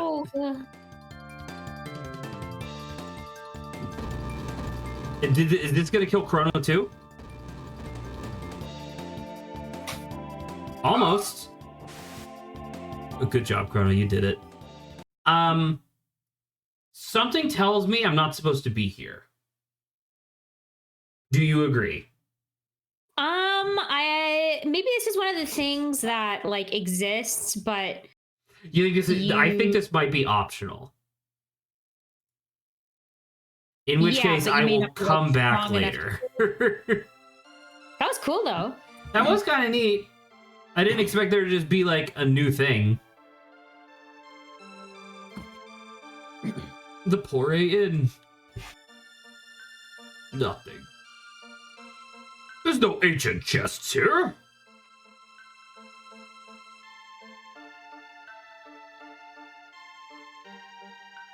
Ta-ta. Oh, it's the little kid who thinks himself a hero. I forgot about that. And Adrian's favorite sprite, bowl of lava. I love Bowl of Lava. Bowl of lava is very strong. It's a very strong image. I might be making Bowl of Lava tomorrow. Hey. And by that I mean cooking stew. I love a stew. Stew. Okay, so that's 4 things now that we can open. I think that's good. When's the last time you guys sauteed an onion? I don't think I've ever sauteed Sauteed an onion. You've never sauteed an like- I onion? don't think so. It depends. Are you saying like, you know, chop an onion and saute it in like oil or whatever? Yeah. Then like almost every other day. I have to do that a lot. Is it just me, or does that not just make you smell like onion for the entire, like that clothing artist smells like onion until the entire rest of eternity ends? I don't think so, but maybe it's like I get nose blind because I like spent all that time chopping and cooking the onions. Because I sauteed an onion for the first time a little while ago, and I was like, huh, this smells nice. And then I went to work and realized I still smell like onion. And I like every time I looked down at my shirt, the smell of onion would assault me from my shirt. Well, it's also like, what is it? So, you know, if you go someplace and you like fry food or like, you know, with oil, you know, anything that's like in a bunch of oil, you will just smell. Or like, I think barbecue also does that too, right? Obviously, like the barbecued meat, the smell of like it being barbecued, you just become meat smell. Meat smell. So, indeed. Meat. Smell. Do do do. Do do do do do do. Yeah, I don't know. I'm thinking about it now, and it's like, I think the only things I have ever sauteed was from that brief period of time where I actually had the wherewithal to like get groceries, and it was a fucking arduous process every time because it would take like an hour to like the entire process from like leaving the house to returning with groceries would take like an hour. And it was like I would come back with like 2 bell peppers, like a thing of oil, and that's like it.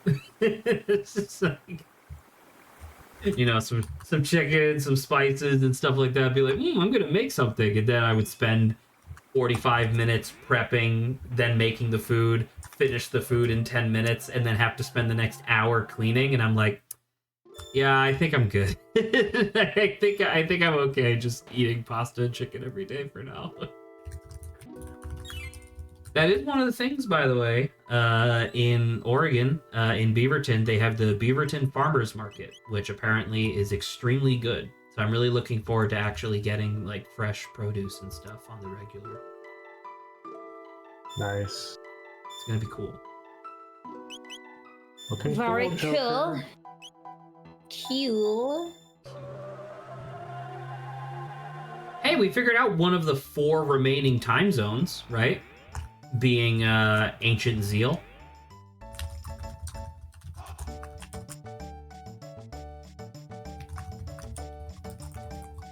Okay.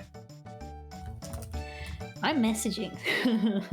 Saba, Saba- Saba, despite claiming to be a streamer, is not very good at the like talking part.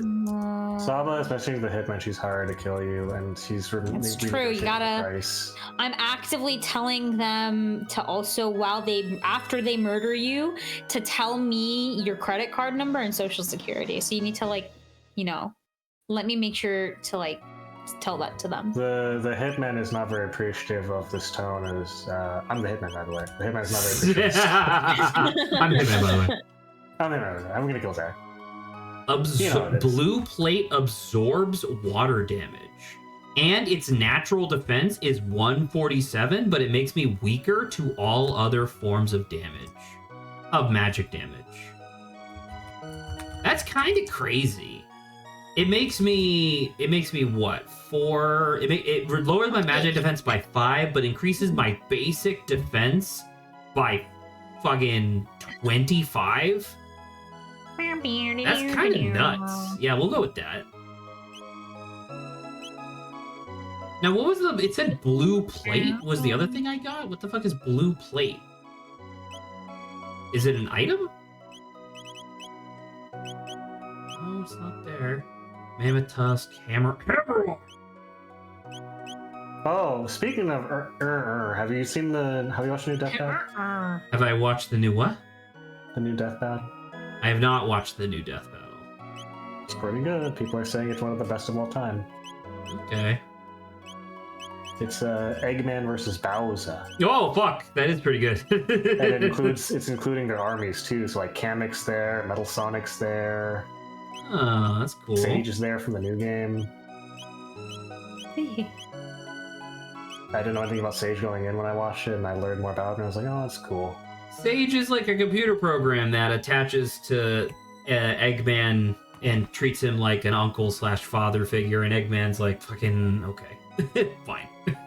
I was gonna say I didn't watch. We played the didn't we play the Murder of Sonic on stream, the April Fool's like visual novel. I was gonna say she shows up at the very end of that for like 1 frame, I think. Sure, but I feel like it's a really good summary of like her post Sonic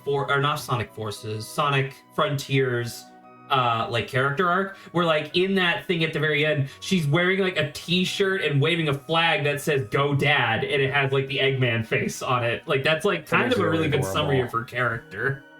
Yeah, it is.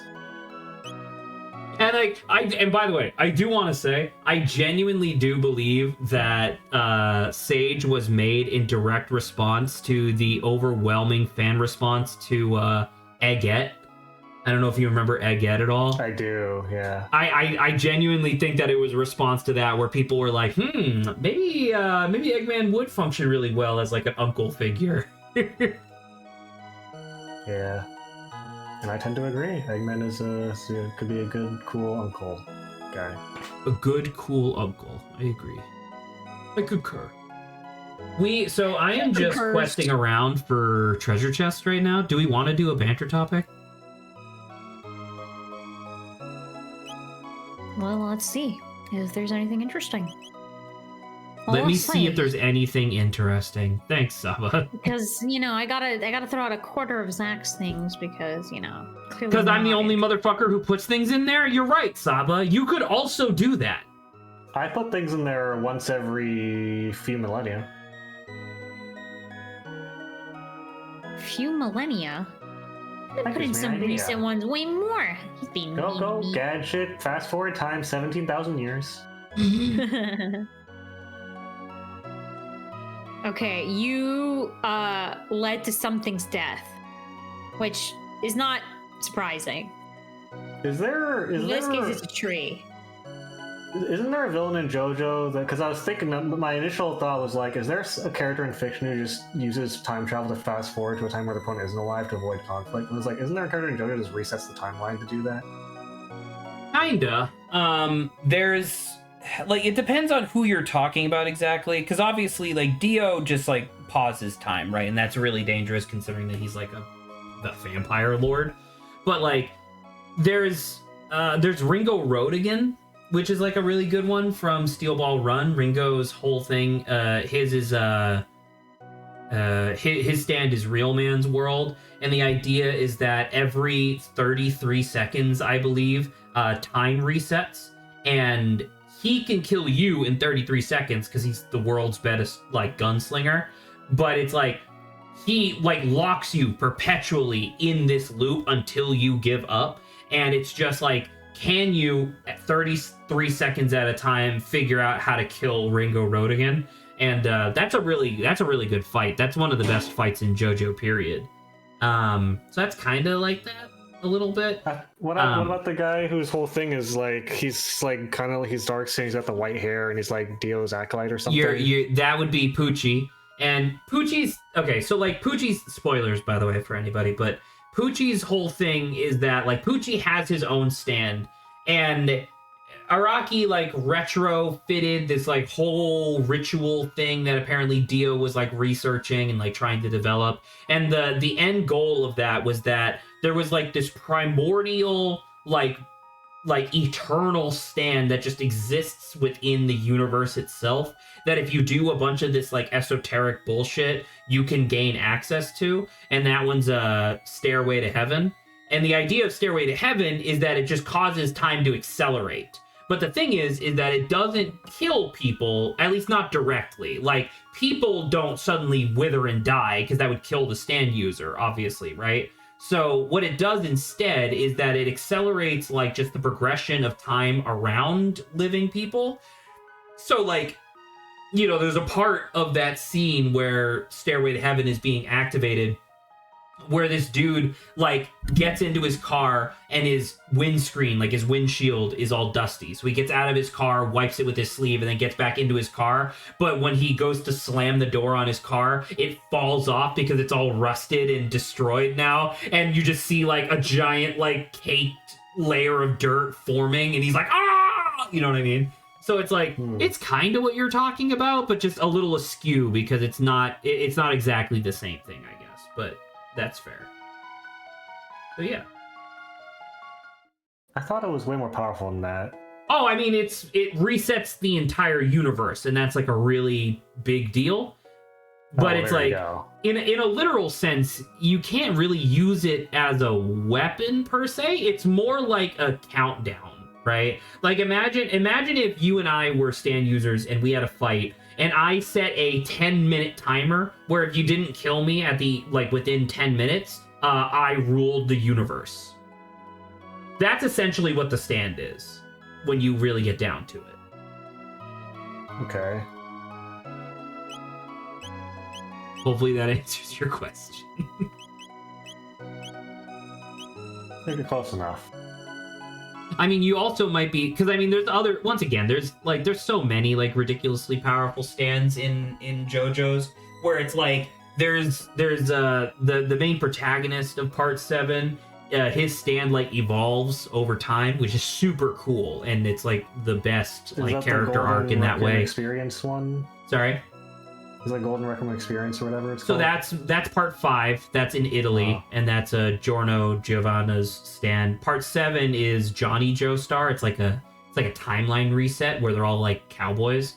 But the ultimate form of his stand that he develops like right at the end, it makes it so that way, because like the villain of Part 7 has the ability to travel between parallel dimensions. So, like, if he's about to lose or he doesn't like the outcome of something, he can just dip into as many parallel universes as it takes until he wins and gets his way, which is, like, obviously incredibly strong.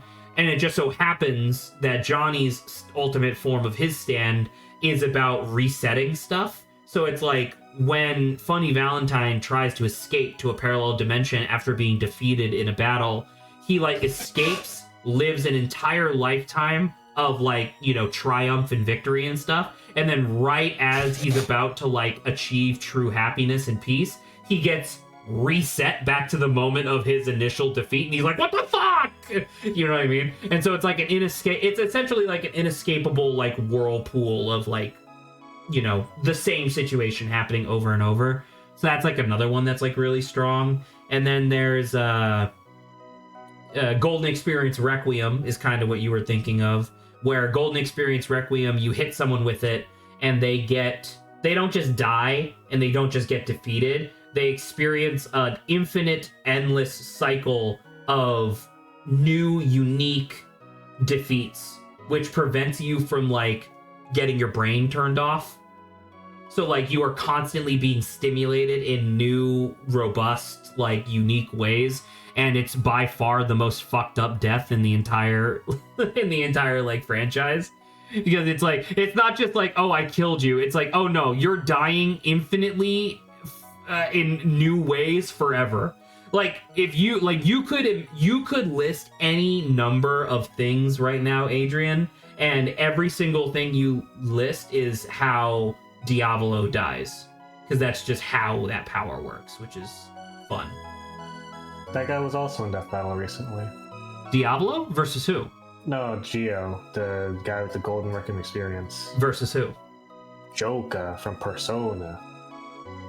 That's a good fight. I mean, actually, who wins? Joker, believe it or not. What? I don't understand the metaphysics of it all, but something about the power of friendship and Joker being able to defy gods or something. Again, I don't understand the metaphysics of it all because it's a lot of theoretical. No. I mean, and that makes a lot of sense. But it is just it is just funny because like in a literal like 1v1 battle, it's like there is no contest, obviously. But like, you know, if it's about who's like cooler or able to like make a better case, you know, in a rap battle, then yeah, it would be Joker. Because Giorno is kind of just a fucker, I guess. I was gonna say, they went into like, oh, well, the Persona crew battles gods or something. I mean, that is literally true. That is the true ending of Persona 5, is that you fight God just like every other Persona game. Yeah.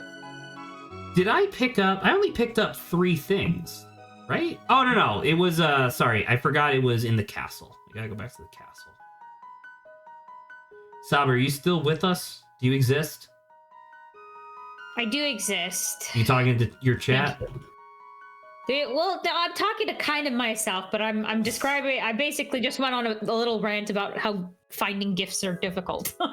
I agree. I could actually talk about that for a moment, if I may. I've been trying to. Sorry, what did it? Well, I can understand what Adrian said. Hold on, wait. Let me just. What did you say, Adrian? Then we could go back to that. I was just asking gifts, like with a T or without.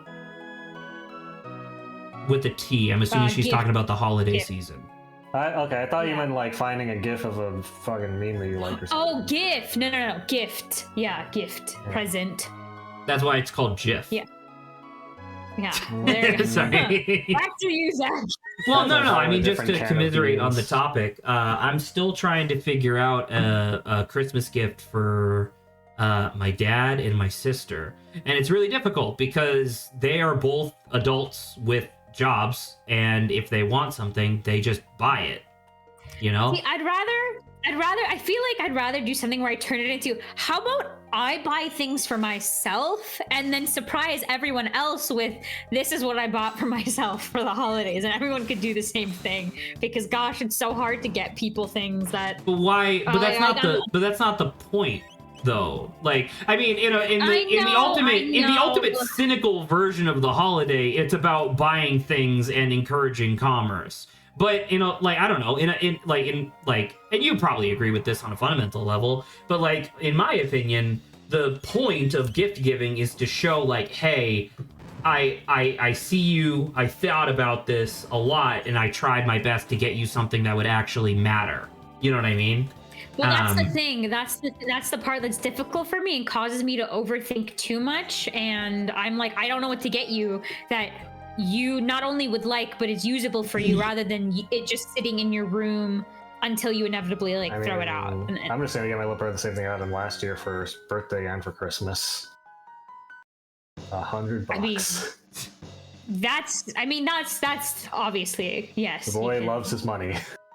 That is allowed. Yeah. So I started I've started writing down now like notes for people being like, okay, what are your interests? So if I ever come across your birthday or Christmas and I need to like get you a gift, I have this list to reference on what you like. I mean, I guess that's like fair for the most part. You know, like I can definitely, so difficult for me. I definitely commiserate with the feeling, but it is. What the fuck was that?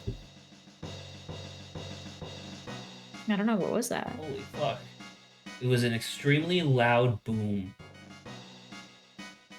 but it didn't sound exactly like a gunshot. Anyway, Child, forget I spoke. I don't know, because it's just like with my mom, it was like relatively easy because she's a real sucker when it comes to like family, right? So it's like last year I made her that custom deck of cards where all of the face cards were her grandkids. You know what I mean? So like that was like pretty easy, and well, it was hard to actually do, but like the idea was like pretty self-explanatory. And then like I don't know, it's just like gestures, you know what I mean? Like things where it's like, hey, this seems like something that you would really appreciate. Whereas like last year, I got my dad the DVD box set of the that anime from the 70s that he watched as a kid, Star Blazers. I remember talking about it like a lot on stream. And he really appreciated that. Like appreciated it to the point where he was like, you know, showing pictures of like, look at what my son got me for Christmas to like his coworkers and stuff. And that was like really good. But the problem is that like, once again, Dad doesn't have like a whole lot of hobbies per se. And it's not that he's not family oriented, but it's just like, I don't know, that's not really his vibe. So it's like, well, see, it's like, that's also a problem that I also have, or like, I feel like my people around me kind of have too, with like they don't have any outstanding hobbies.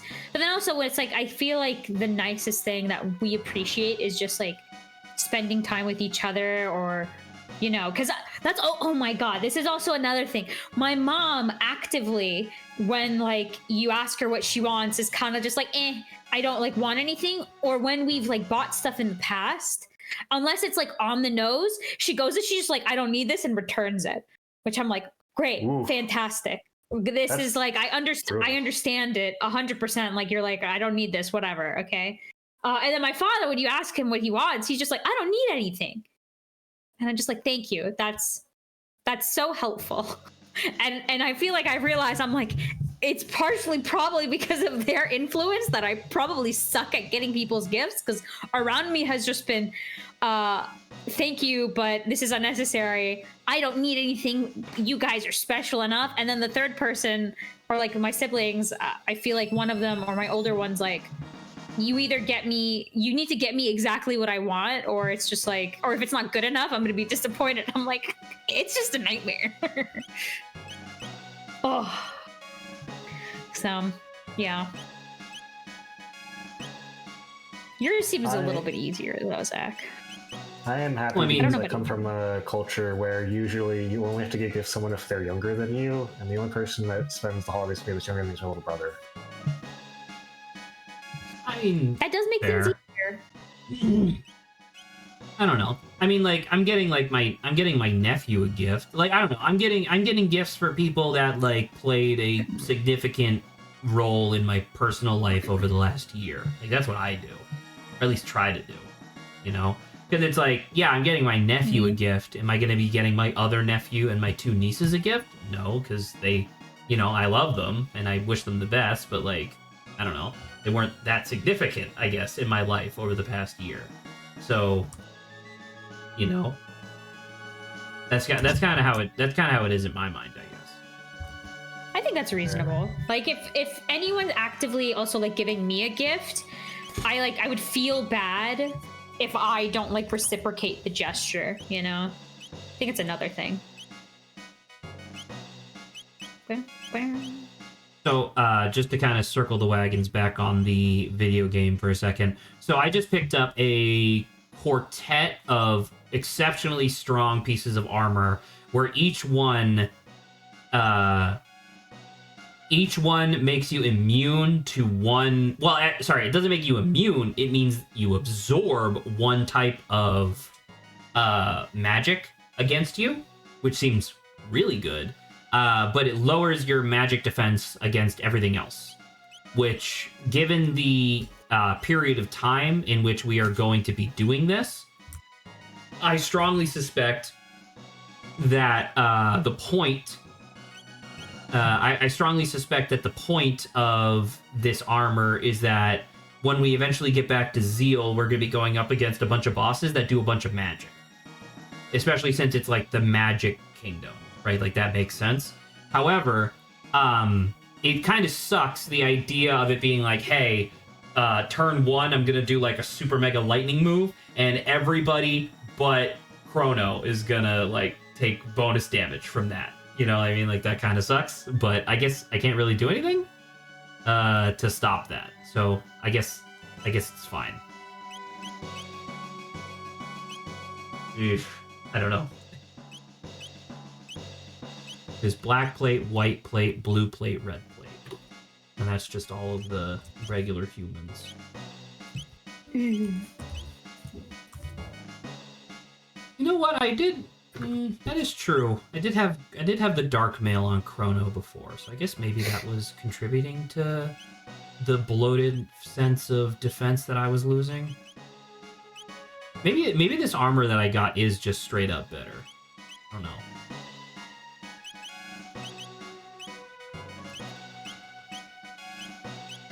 I'm not gonna lie, 70 defense is a lot. You know.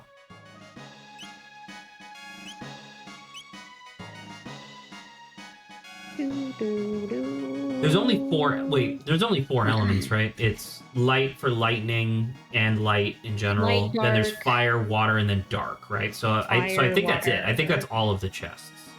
Yeah, there's no like earth or anything. I wonder what I would have gotten if I just picked up the chests in the past. Do you think it would have been the same armor but like less defense? Maybe.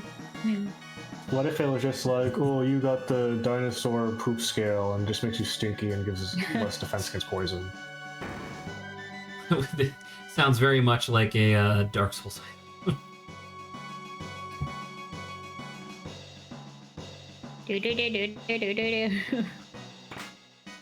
Mega Elixir. Awesome.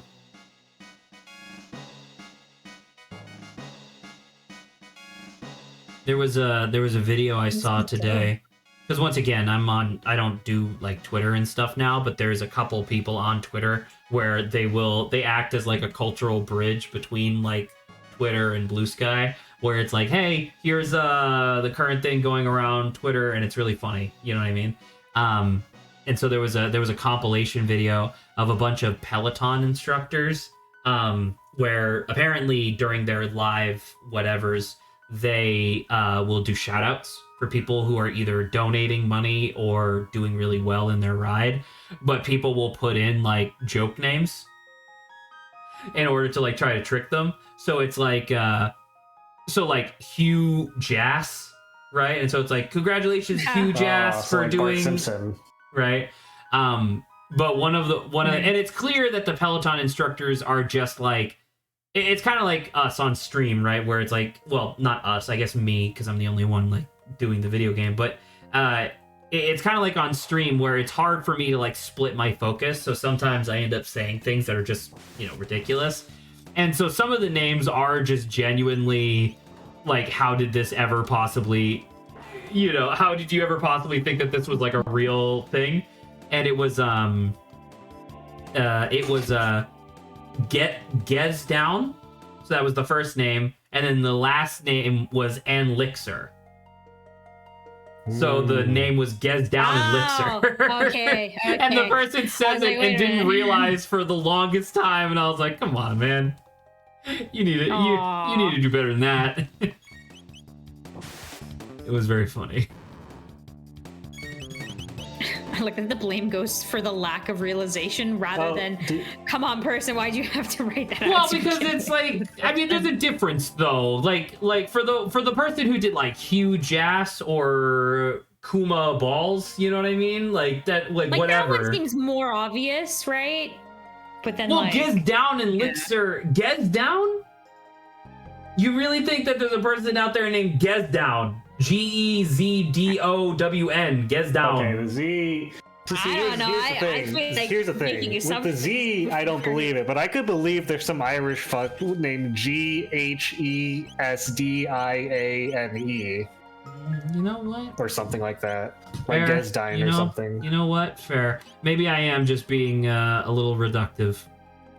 Who has no? Because that's the only thing. I was like, some people have, by maybe American standards, unusual names or not commonly seen names. So I would be like, I don't know. I'd be afraid to be like, your name is fake, and then it's actually like Adrian said, it's just It's Irish someone or French. from like an Irish name or whatever. Once again, I understand the basic sentiment, but then the name is Gez Down Elixir.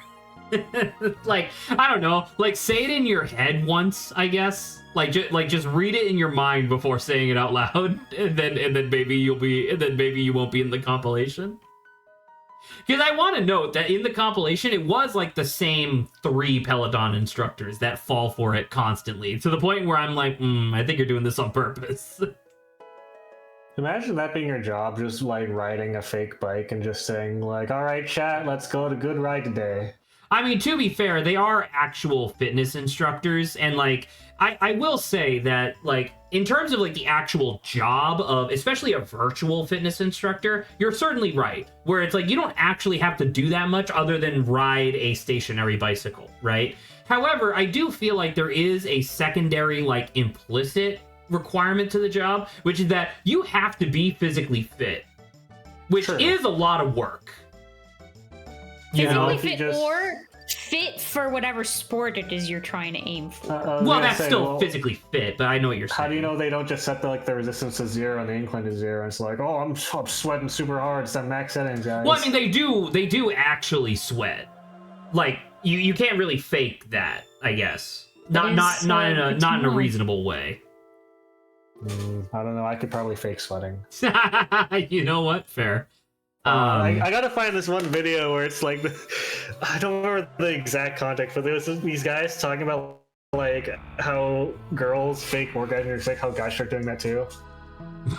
just like keep a bottle of mayonnaise next to the nightstand. It's like, oh man, oh my god, mayonnaise. Fuck, wait, that's the mustard. Wait, hang on. Oh, fuck. Other condiments.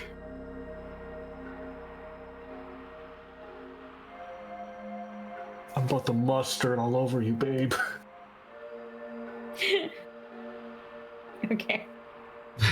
So it's just just both of them being really by some disinterested. point Like, bringing out like I accidentally brought out the ketchup, and then we'd really start getting concerned because I was gonna say, I like the idea of both of them being really disinterested. It's like, oh, babe, ketchup. I mean, mayonnaise. Come. It's like, yeah. I'm about to say ketchup. Now we're getting into the real shit. Oh, the soy sauce. Oh God! Oh, is this soy sauce now? Very concerned. The fucking abyssal E-core coming out of my balls. Oh man. Someone needs help. Adrian, can you pronounce the word ICHOR for me? Do you want me to pronounce it the right way or the cool way? I want you to pronounce it the way that you would normally pronounce it, because I'm afraid that I have been saying it wrong my entire life. It is Icor. It is Icor, right? It's a thing of Wacom and Wacom, where it's like, yeah, there's the right way, but then there's the actual cool way. Which is Icar? Icor is the correct way. Icar is the cool way.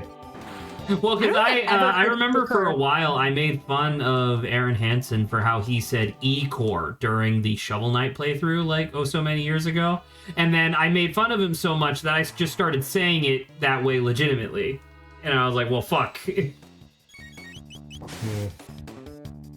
Because it's a cool word just in general. But I-core just pisses me off because it feels like it should have a hyphen then. Or like an apostrophe, like I-core. Yeah, I can see that. Doo-doo. I don't know. It's the same thing with like Came back to this. whatchamacallit. What was I saying earlier? Same thing with like I literally just said the word I was thinking of. where it's like Wacom and another- Wacom. Yeah, Wacom and Wacom, or also Wacom. Jail and Gal, which is Well, literally are just you talking jail. about G-A-O-L? Yeah, I mean, it is pronounced jail. it's just jail because that's what the word comes from. But it looks like in American It English, looks like you gal. pronounce gal. Yeah, which would be cool. It's not, sadly. Affirmative. Fully agreed. It is just one of those things. Well, I mean, because like I first became aware of the word jail, like spelt in the Old English way, because of Bloodborne, right? Because Bloodborne is edgy that way. But then in the Elden Ring DLC that they just introduced, they had Adrian. I'm gonna, because I'm assuming you don't know Elden Ring. I'm gonna type a word to you, and I want you to pronounce it for me. Okay.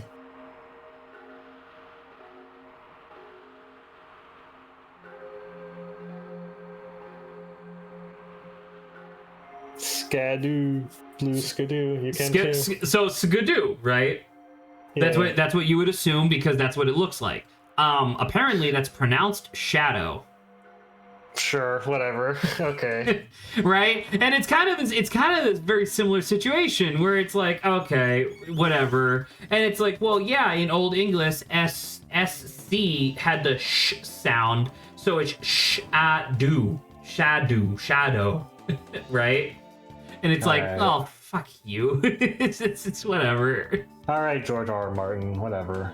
It's pretty much what I'm getting at.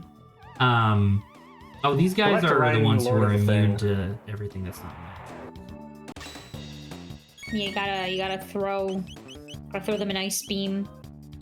I was just gonna do this. If you had an elemental beam, what would you want it to be? That's a good question. Water? I always like the idea of like, do you count like light and darkness? Sorry, Yeah, of I should course. clarify. If I had That's an a flashlight, elemental bro. beam, I would want my elemental beam to be like helium. Okay. I was gonna ask, what do we think darkness would be like? Because light obviously How- was like burning, right? How profitable But, like, would it's being able to make darkness. helium be, I guess? Well, would I be synthesizing helium, or would my beam simply be deriving it from like the high atmosphere and like using it to my own devices? I assume it'd be like spending your life force. You get tired out afterwards, you couldn't use it. Too I often. don't like that. I don't like the idea of converting my life force into helium just so that these motherfuckers can have more balloons. Well, I mean, it's not like it permanently drains you forever. It's just like tiring, like a Are you job. telling me that with my helium beam, I have the unique ability of converting hot dogs into helium? Over time, I guess. Yeah, That's slowly. fucking awesome. Yes, I will do that. I would love to be a like near, well, I guess I was gonna say near infinite resource, and it's like, no, there's about 60 more years of resource left, I would say, of helium, just so that way, like, you know, hospitals can keep using helium and stuff. That'd be awesome. He needs more mouse spice to live, Doctor. Because like, if we're talking like traditional elemental, like RPG elemental stuff, it's like, well, you know, obviously a like a fire beam is just classic. It's hard to argue with that, you know. But at Now, the- would you want a traditional like come out of your hands beam, or would you want like a raccoon out of your mouth beam, or out of your like fingertips? Like, what kind of beam would you want to shoot? I Yeah. have, despite not having an enormous affection for Full Metal Alchemist Brotherhood, I have a deep, like, to my core infatuation with the idea of just snapping your fingers to like do something, a la Colonel Mustang. And so it's like, in my mind, I would love to do like snap into Ace Attorney point, and then that's where the beam comes out, like it's a finger gun. Okay. How about you, Sama? Where would you want to shoot your beam from if you had a beam? If I had a beam, would you want to be like a clap or like a snap or a point or like a comment like click two hands, like kind of? We're gonna answer the questions genuinely, and then Adrian's gonna be like, I'm gonna thrust my hips forward. That's amazing. I think pointing is usually pretty cool because that's like intent of like where you want it to land. I mean, is it a thing, Adrian, where it's like you just have to think about where the thing goes and then like you have a trigger thing? I mean, like, kind of, yeah. I'm just like what, okay. Where in your body want you to shoot the beam from? It doesn't have to be directly like touching it, like general like where it's near the origin of the beam. Origin of the beam. Okay, so do I want to be like Spider-Man or? It's Spider-Man. It's coming out of your wrists. Yeah, kind of. Like you could do a wrist beam if you really wanted to. That wouldn't stop you. This is interesting. I don't think I've ever considered beams coming out of my body to be like the thing that I default to thinking about. Versus like, oh, you're pointing a wand think at of like it. Think of like a traditional Kamehameha, like that comes out of your palms, like that, for example. Oh, reasonable. You know? I guess the finger would be cool, right? The idea that it's like you're pointing like a finger gun and it's like bing. Now, that's usually pretty fun. What I want is eye lasers. I want eye beams. That's pretty cool. Sure, I can see that. We also have like really the cool. third eye, like where the third eye is, so from your forehead, I guess. I don't know if I want to be a Tien Shin Han.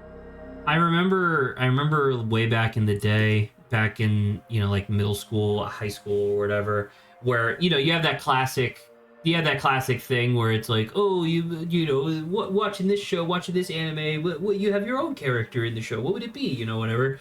And I don't remember what show it was, but I remember the idea was that everybody it must have been an anime or something, but it's like everybody was getting like cybernetic implants at this high school. Actually, it might have been a manhwa now that I think about it. Because it was like a high school where in the high school, everybody was getting like cybernetic implants, and it was like escalating over time to where it's like now kids are getting illegal cybernetic implants so that way they can stay on top of like, the cliques or whatever that are happening in the high school.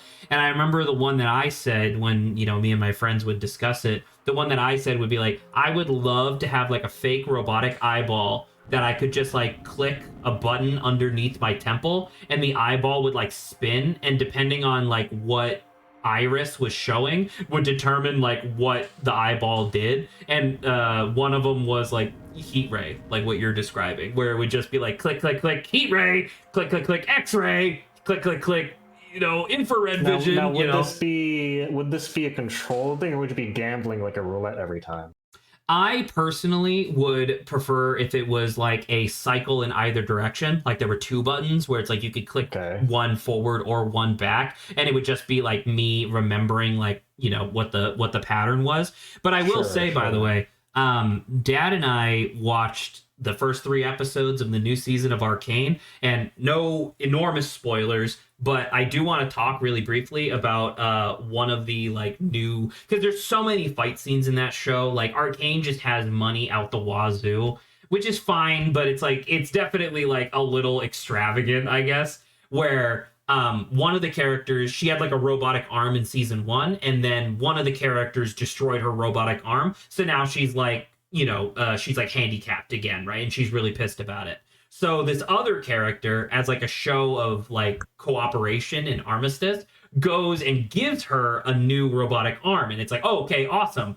But the robotic arm literally has a fucking slot machine built into the bicep, and it has like a seemingly infinite number of random bullshit that it can do, but she has no fucking idea what the arm is gonna do every time she pulls that like handle to activate the slot machine. So it's like the very first time she pulls it, it's like it starts spewing paint for no reason, then a boxing glove shoots out and hits a bad guy in the face, and then it just starts like chomping, because it has like shark teeth on it. It starts like chomping like a motherfucker, like a chainsaw, and she just like rips a guy in half. And I'm like, That's so fucking stressful. Could you imagine if you're in a life or death situation? You're like, all right, fuck it, let's see. You know, let's see if the arm just explodes and kills me. Maybe I'll finally get the sweet release of death. Oh, Oh, we're in the door. we are in the door, and I think I just activated the gate that takes me directly here now. So now I don't have to. Yes. Okay. So there's Look at two for that. modern day, one for medieval, one for prehistory, and then two for future. Also, Reggie Rock, I think. Right?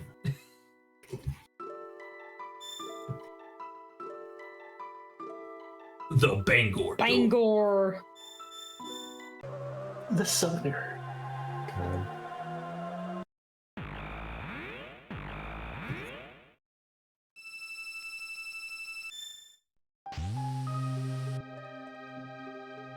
Okay. Alluring top. Alluring top. Nice. Workman's wallet. What the fuck was a workman's wallet? Is that an accessory? How It did better these be an get stuck accessory. here? Workman's wallet turns XP into gold. XP into gold. So if I'm already That's- over leveled, I can just get gold, I guess. That's fun. What's the I got like a gold something? Gold stud. Reduces MP consumption by 75. Holy crap, that's really good, isn't it? Whoa. I think so. Oh shit, I didn't want that. No, because oh fuck, I keep pressing the wrong button. Because Chrono needs to have his counterattack, right? Chrono's counterattack is just insane. Actually, should Isla have the counterattack? Isn't she just like way stronger? Ooh. Well, his that's a good basic attacks are idea. stronger. Hers. Because like even so like she has the power scarf right now, which is giving her +4 strengths, right? So let's assume that means that her base strength is 50. Even her base strength is 3 higher than Chrono's. Bang straight. Well, Yeah, that seems reasonable, right? That's not bad. So let's do that. Logic would dictate. Logic Yes. would. Oh wait, actually, sorry. We gotta give her an alluring top, obviously. Boost success rate of charm. Oh, well, you know. I can't believe kinda that. I can't designed believe for that it her. is just straight up like a sexy top. It's kind of crazy. it wouldn't be a Toriyama game unless you could dress Man's your number girl characters in a one bunny weakness. outfit. That is true. I think I talked about that before. Where in Dragon's Quest XI, there's this one character who she's very clearly like the eye candy.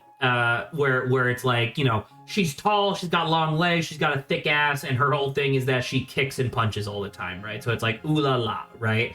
But then you get to this one part of the game where it's a casino run by monsters essentially, and she is being brainwashed into being like the lead like showgirl, I guess, at the casino. Whatever you would call the girls in like the skimpy outfits like on the floor of the casino, whatever you would call them. So she's being mind controlled into doing that.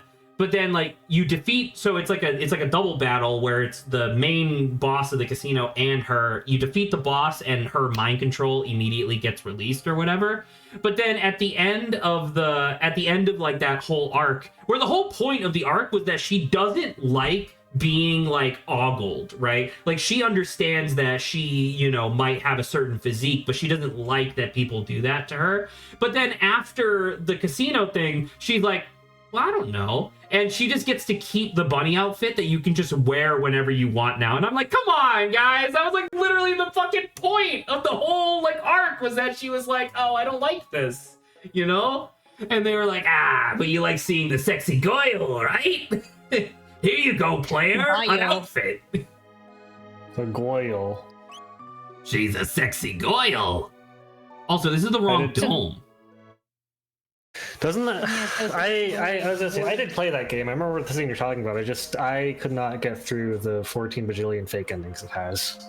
Oh, holy fuck! You're telling me. Like I still haven't finished the game, and I like according to the walkthrough that I looked at online to like gauge, I had played the game for probably 45 hours, like something like that. Like my most recent or the last playthrough I did was like 45 hours in, and I was only like 70% of the way through the game, and I was like, holy fuck, my guy. Like I understand that JRPGs are known for having like just exceptionally long campaigns or whatever, but like, good fucking Christ, you know? Yeah. Real quick, where the fuck am I supposed to go? Because Isn't I it thought, like the far right one? well, that's where we started. With the big. Okay. That's where, I mean, to be fair, I do now That's have the where I ability. remembered that. I do now have the ability to just teleport between them if I want, so I could just go back, but.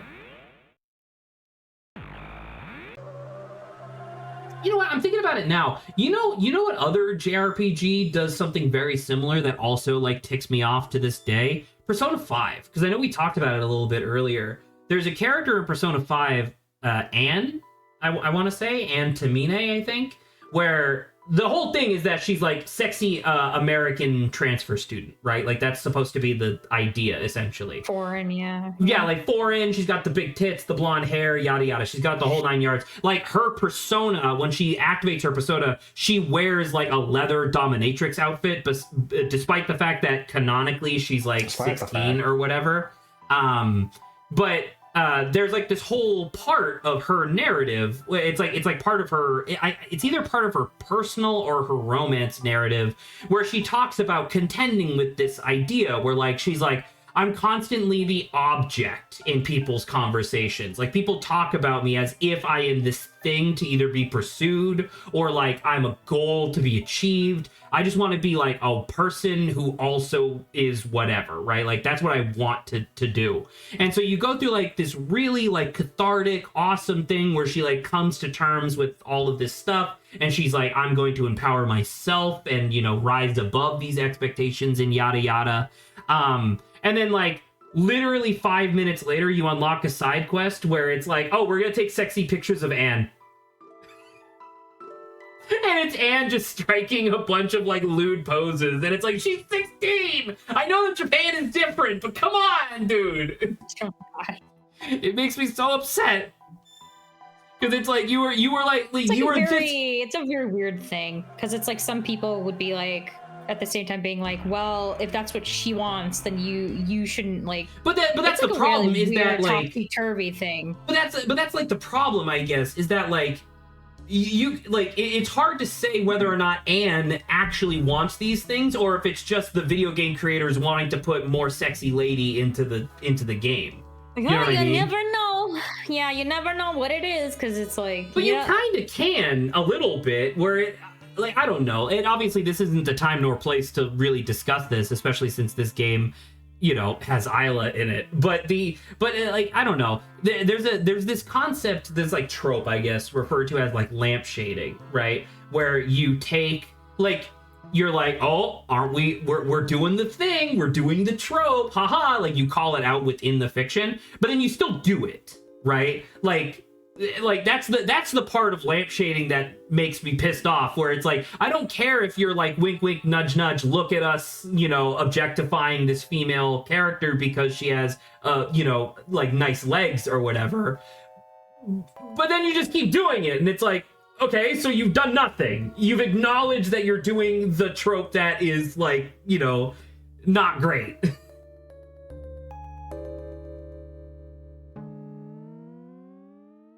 Well, yeah. No, but just no, I mean, there really is no response, because like that is just kind of the whole thought, you know. Yeah, it's like a very arduous discussion that's like, all right now, you know. Dude, I don't know. Like, am I not supposed to go to like the middle continent?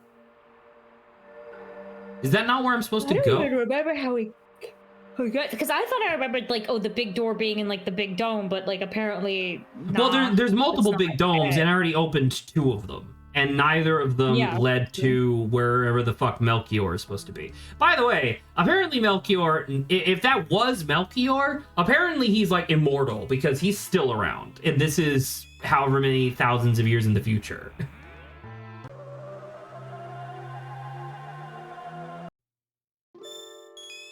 Let's go back to here. There must be a link between domes that lead to that center continent.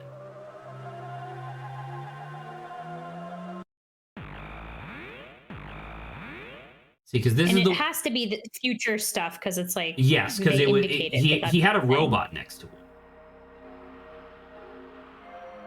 to him. All right, now I gotta do this whole fucking area again because fuck me, fuck. Still a potion. Oh, just slipped through. Look at that. Bring up a banter topic. It helps me. It helps me focus on the video. I tried bringing it up, but it was kind of just like talked over. But it was your thing about like causing the death of a tree. Oh yes, it was the a couple weeks ago, like prior to my trip to Oregon, or maybe it was like during my trip to Oregon. Anyway, there was a person that I used to go to summer camp with that I reconnected with very briefly. I just like they messaged me and I was like, oh hey, what's going on? And we just like chit chatted for a second over text. I had mentioned like because we were just we were reminiscing about like summer camp and stuff like that, and I talked about how like oh yeah, one of my favorite things from Camp Massapog was that there was like this one tree where if you dug at the roots a little bit, you could pull off a thing of roots, and then if you peeled the root, it would smell deeply of root beer, and it was like such a delicious smell. And it was one of those things where I was apparently one of the first people to discover that this was like a thing, and like I left, and even for years and years afterwards, that was still like a thing that kids would do. Kids would go to this tree, dig up a little bit of root, and then just like smell it because it smelled really good. Apparently that was a sarsaparilla tree, which I didn't realize was like a real thing. I always thought sarsaparilla was just kind of like a funny thing that you say fake. when like I always thought sarsaparilla was just you would go, who wants to go down to the saloon and get us a sarsaparilla? You know what I mean? Like I always thought it was something like that, like just a name for like a soda. But no, apparently it's like a real tree, and the roots exactly what I described, where when you dig up the roots and peel them, they smell like root beer. But apparently this was so popular at the camp that the kids eventually ended up accidentally like killing the tree just by peeling up the roots, which obviously harms the tree a lot, and the tree just ended up dying. And so now like future generations of kids that go to that camp will never experience the glory that was the sarsaparilla tree, and that's kind of sad. It's a little disappointing. I would have, I don't know. I have very fond memories of that tree. It's a bummer, yeah. Yeah. Well, it kind of sucks that, like, clearly it was a big enough thing that, like, all the kids knew about it, which I think in turn meant, like, well, I never hid it. I never hid the fact that this was, like, a thing, right? Because I was just like, oh, yeah, you just go to that tree. What I'm saying is that I imagine if it was almost like a tradition at some point, the counselors should have known, which meant, in my mind, I'm like, oh, if this is a thing, I figure that they should have, had kept watch of the tree then to make sure, like, I mean, I'm going to be straight with you, and I'm going to say that I don't think the counselors had enough wherewithal to realize that this would kill a tree. Most of the counselors at Camp Massapog were like 16. Digging up the... maybe they were too young, but it's like the idea of like, oh, make sure like no one like chops the tree down or like does some like almost like vandal level stuff to the tree. But I guess maybe. But I mean, but obviously you recognize that chopping down the tree is different than like kids just digging at the roots a little bit. Yeah, but that's what I meant. Like, I figured they would at least keep some eye out on it, but maybe like you said, they may not have even realized that that's a thing. That it was a thing that was occurring, exactly.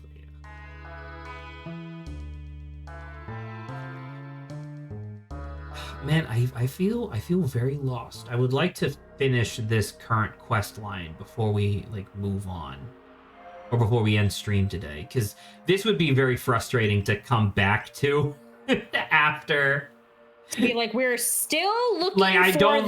Well, because like next week I'm not even gonna remember what we're looking for.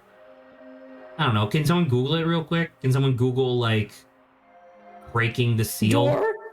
Well, no, just like Okay, you know what? I'm gonna do it myself because I know that if I ask Saba to do it, she's gonna look up the most asinine collection of words imaginable, and I'm just gonna get mad, and then Saba's gonna be like, have you "Well, know that what am I supposed to do?" I tried helping. You me. Do you try to help though? A lot actively, but you know. I apparently I'm think that by the stupid, and that's definition just of better for me helping, to I stop. agree. I do think you tried to help.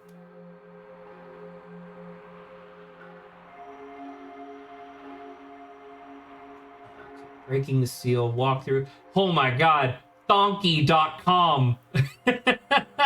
That's a great name. Thonky.com.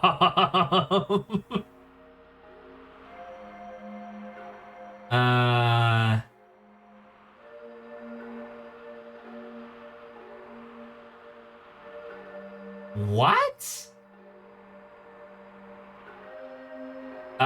Okay. Go to the end of time, trigger sparkle below the save point to heal up. When you say,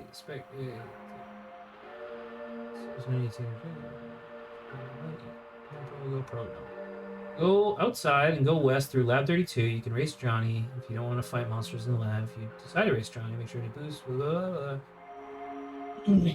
The enemies here are low level because you can go through this area the first time. Blah blah blah. Put Isla and Robo in your party. Why? Why? Don't tell me what to do.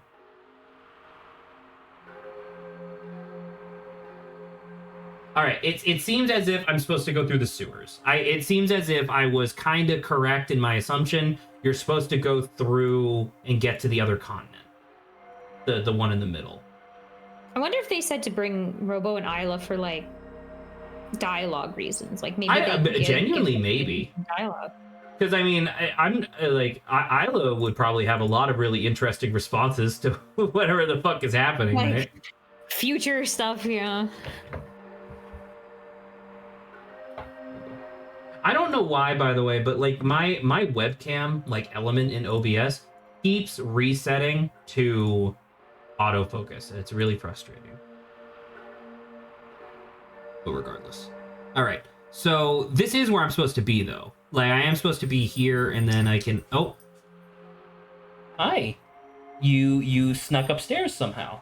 Hold on. That makes me really nervous. I'm going to go take the dog out real quick. Hey. Come on.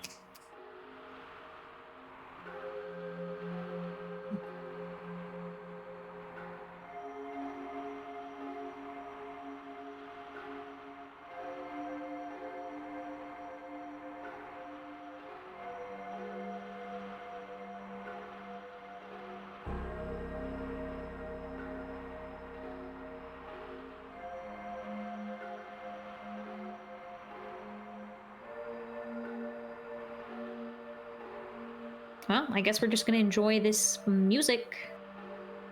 The post-apocalyptic kind of dissonant music.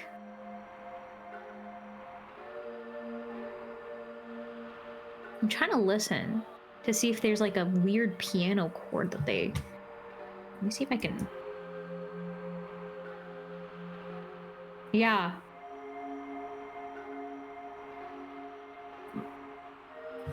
My parsec is lagging, but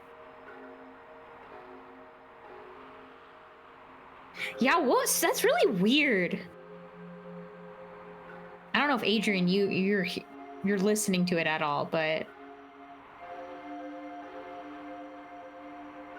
you just hear like occasional, like really weird, dissonant, just playings of like some piano notes.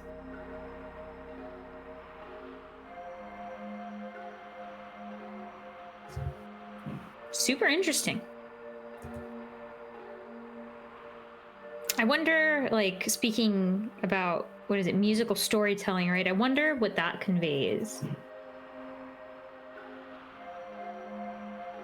And it's like traveling. It starts from like my left ear and it goes all the way. Ignore me, I don't know my left and right. It starts from my right ear and travels all the way to my left.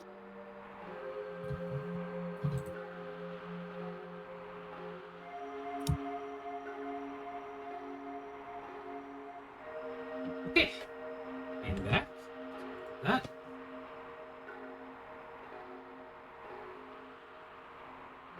Where'd Adrian go? Boom, boom, boom. I don't know. I was I'm trying still to here. I'm just looking at stuff in the background because I got a session to play in a few minutes. Fair enough. Oh, okay.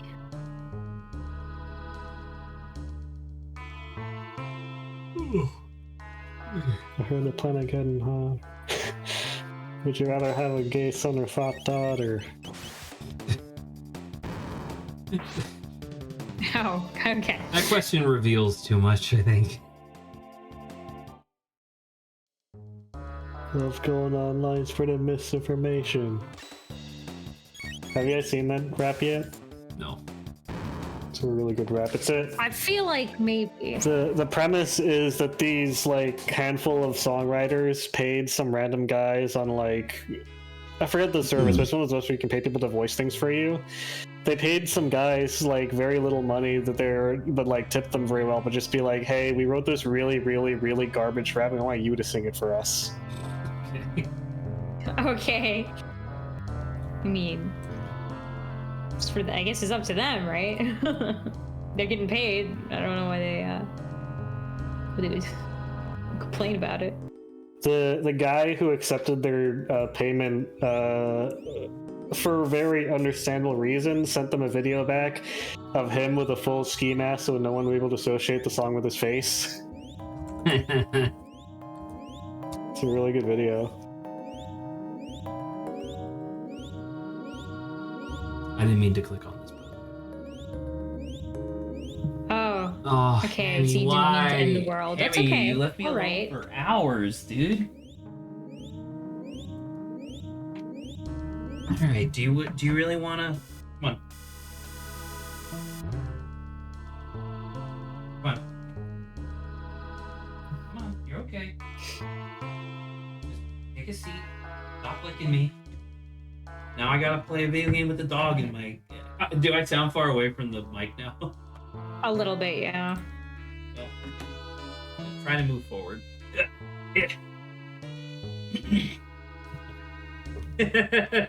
No, Annie, why? God damn it! Torment him. Dog. Where the fuck is the sewer access? Am I crazy? Wasn't this how we got into the sewers? Oh, he posted that. Oh, I feel like with the rats and stuff. I thought it was. You're supposed to go down more. Well, I mean. Saba, I need you to pay attention. This is where I came from. No, that's what I Saba, thought. you But pay I was attention, this is like, where I came! go down. This is where I came. And this is where I came, Raphael. Cowabummer. Go, Lumber. Saba. Another banter topic. No. Here's a Don't banter think- topic, Zach. Would you rather have a gay son or thought daughter? I don't want to answer this. Well, how do you feel about the fact that the gender pay gap is an ancient myth? It's not This indicates the last an ancient myth. These are all really good lyrics from the song. It's really funny.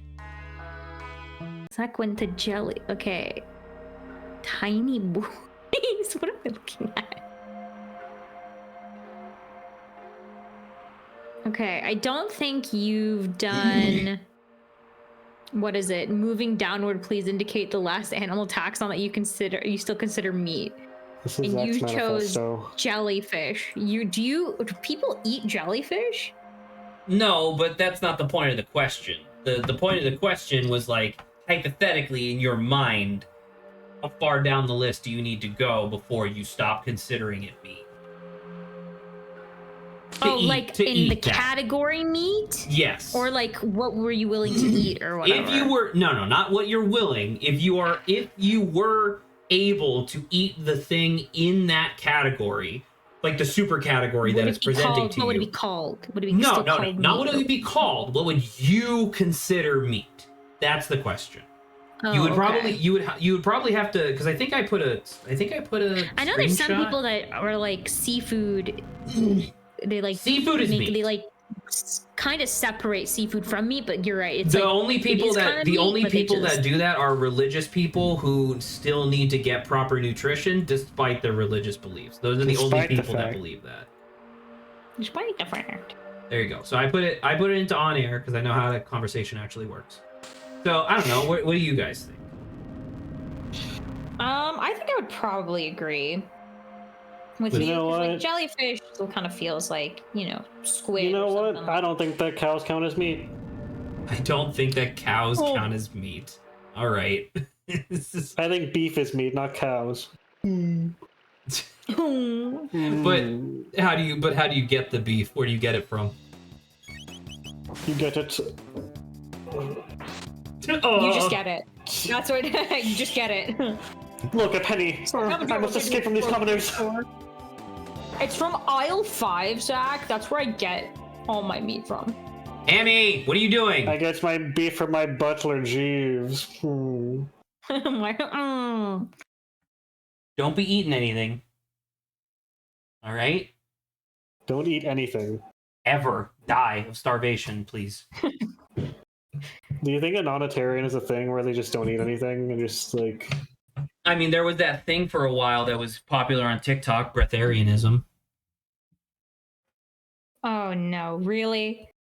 Well, yeah, there was a whole. Sometimes I can't tell if it's a joke or if it's real. That's the unfortunate part. No, I mean there was like a whole contingent of people like fake health gurus just trying to scam people into buying their courses or whatever that were saying like, oh yeah, with just like the sun and breathing techniques, you can get more than the necessary amount of like you can live off just breathing a certain way and the sun. Because I know that there was some people who were like, oh, you can just live off of like a raw fruits or raw like vegetables, and I think like there was one person who like passed away from, I think it was because she was only on that diet. Like she was missing a lot of stuff. I mean, because nutrients are important, obviously. We all know this. Death, yeah, so I was like, that's an unfortunate thing, for sure. So hopefully not. Oh, People keepers really look into it.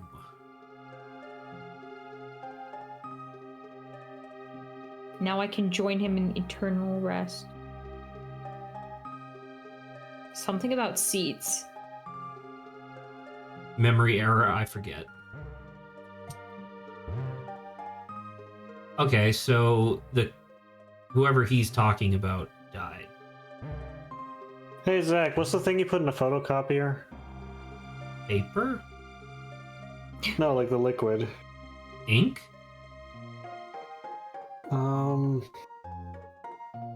It's What is 5 this? letters. I'm playing a crossword right now.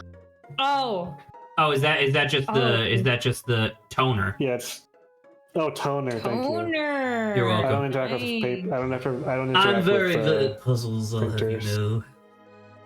Zach likes puzzles unless it's puzzles. Zach likes puzzles unless it makes me want to die. Unless they're puzzles. Unless they're Unless they're puzzles. puzzles. I am Balthazar, the guru of reason, formerly of the kingdom of Zeal. I was cast into this era by a great disaster which befell our land. Much to my surprise, I have learned that the creature Lavos was not a product of our age, far from it. It seems that the being fell from the sky in a bygone age, burrowing deep into the planet's core. He began to feed upon its energy, growing even stronger. Would you say this is a bit Lovecraftian? Sure. I could definitely say that. It came from deep space. It's this vast, unknowable thing. Yeah, absolutely. Because I was like, that's kind of freaky. Just a giant space caterpillar. Just a giant space bug came down and has been siphoning energy from the planet for fucking eons. Seems pretty scary. If you ask Whoa! me. Hold on. Did you just read that? Time. Perceive through the last door and claim my life's work, the wings of time. I think I know what this is.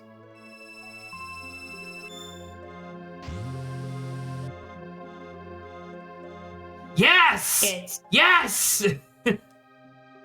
It's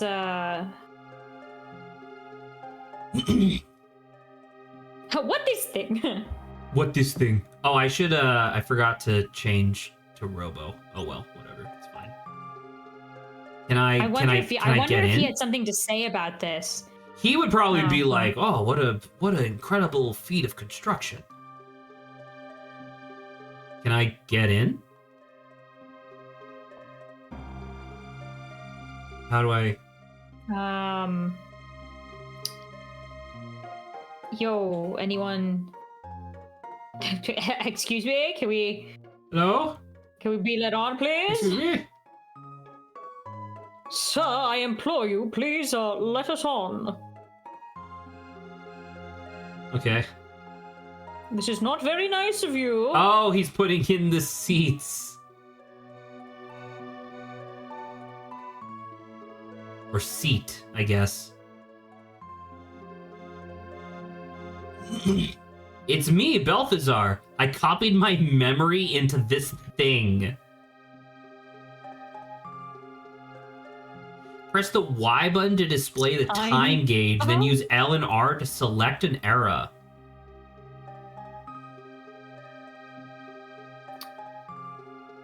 Oh, okay, he's back. Before you go, why don't you give a name to thy machine? This is the Epoch. Cool. That's a sick name, dude.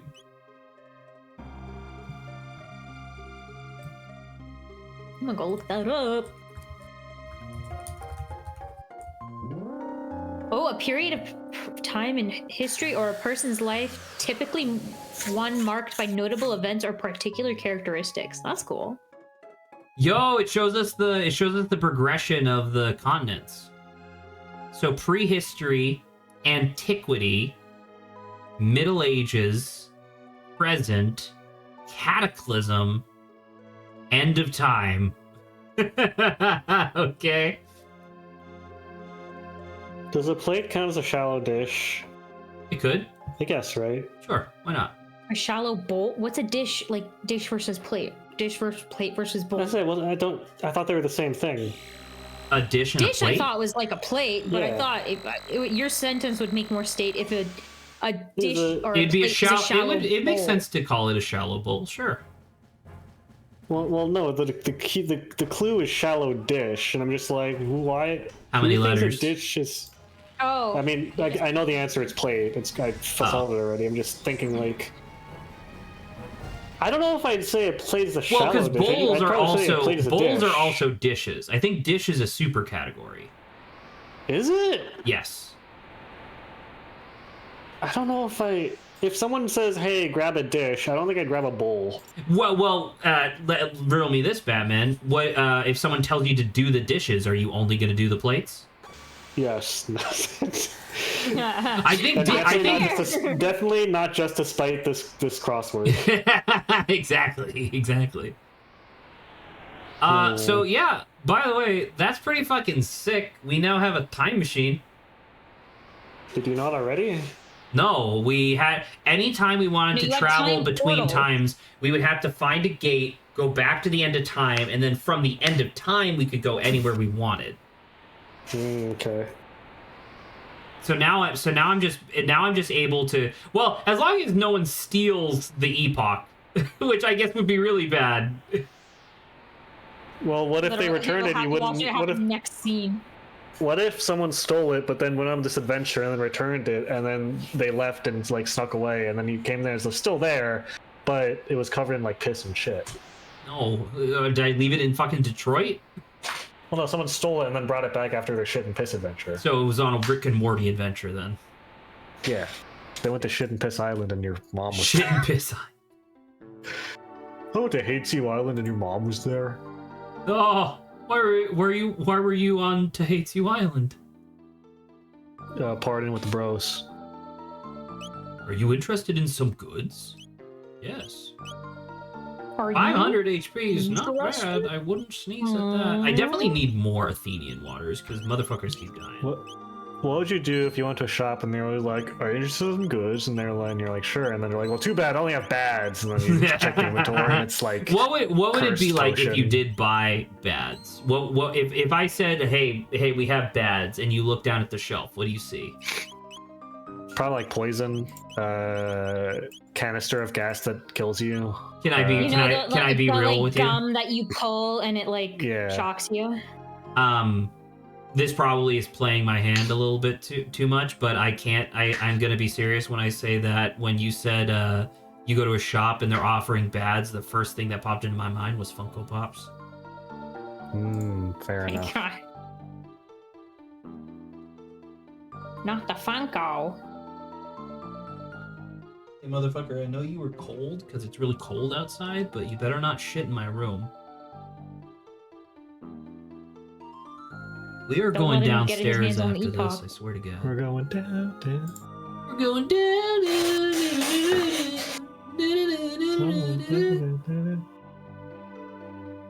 When will Wadey Shaw come and play with us again? Man, there's no way that Shaw is making it out of this alive, right? She's the only person of an euthanasia race of magic people who like respects other individuals just for the fact of them being alive. Hey, get out of there. Yeah, you know what you did, motherfucker. Climbing under my bed like some sort of creature. Some sort of creature. I know you want to play. No one plays with you anymore because mom and dad thought you were a stuffed animal instead of a living creature, but that's not my job. Are you gonna pay me for all the spent time I spent with you? I didn't think so. I'm not asking anybody to pay me. I am asking my parents to actually like take care of the dog besides spending money on it.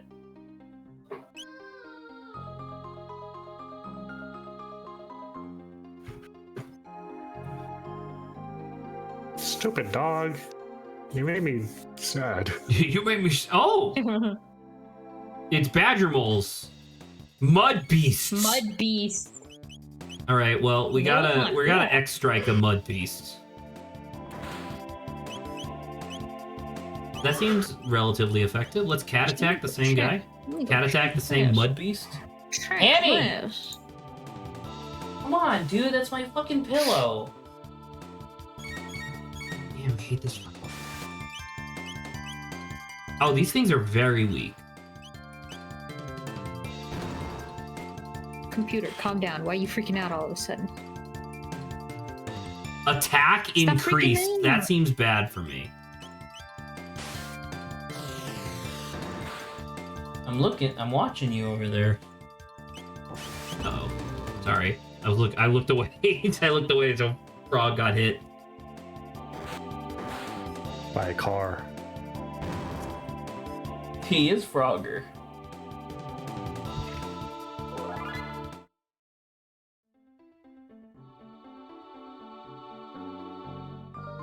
I have a question. You know how, like, in certain cultures, they say you die 2 deaths, one when you actually die, and then one when the last living person forgets about you?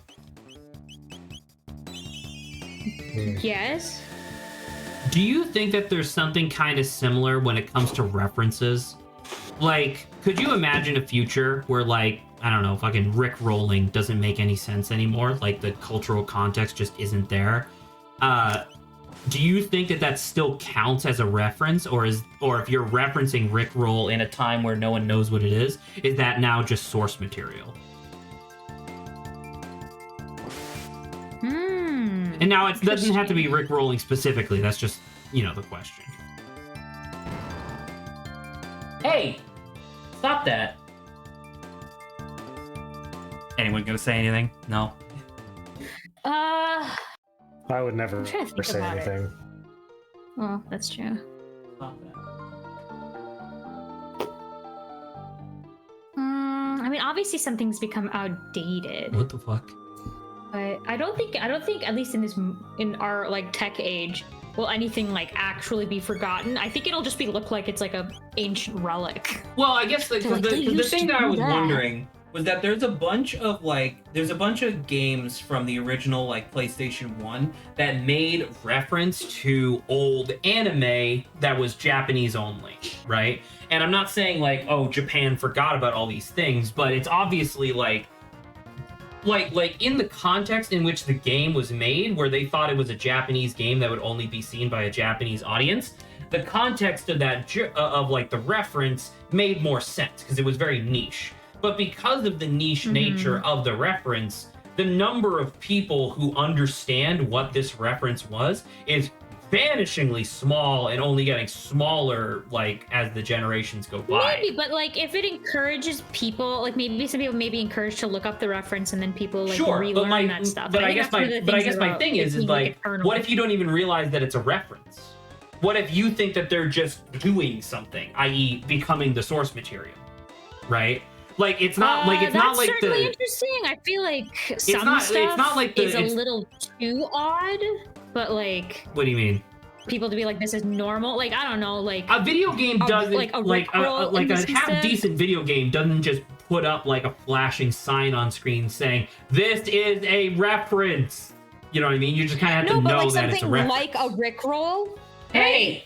Is like a little unusual enough to kind of be like, okay, why is this one video being shown? There's probably some stuff that like you're saying where it's just like, okay, yeah, some of it may just disappear, but some of it may be unique enough that that it warrants like this is not usual, so I'm gonna look up what this is. I think it's that final part that I'm still having consternation over, of the idea of like, I don't think that there's many I don't think that there is much reason or context for people to assume like, oh, this is something that I should look up, I guess. Like in media. It's like if you're interested in it, you know? Sure, but I mean like some people may not. Do you like once again, this is like a pseudo-specific example, but like, do you watch the movie Jurassic Park and go and look up like Dilophosaurus, right? Or do you just watch the movie and go, cool dinosaur, you know? That just seems more like, and I know it's kind of similar to what I just said, but that's in the instance of like, if someone likes dinosaurs, that's not something where it's like, this one thing is interesting enough to a normie to look it up. But someone who's like interested in said source material would probably look it up. Cammy, can you fuck off? Now you are licking electrical outlets. What the fuck? Go away. Now. He hasn't learned that that'll hurt him. Well, more importantly, it will piss sack off. That's true. Frog is dead. Awesome. It has done that.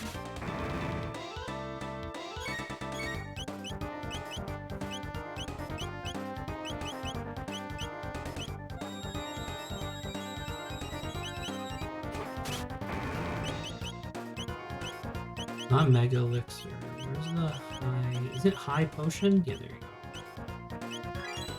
He's just taking a little nap on field. He's just taking a little nap. Come on, motherfucker. Just let them live so that way I can do Slurp Kiss. Okay, there we go. Slurp Kiss. Awesome.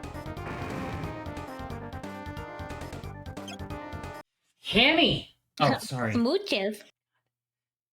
Sorry, I heard him chewing on something, and he was fucking chewing on the wheel of the chair that I'm sitting on.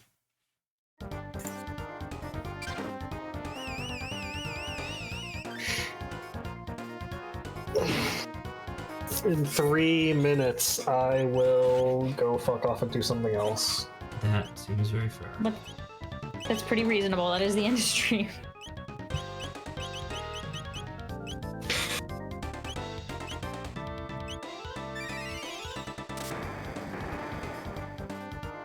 Underchop.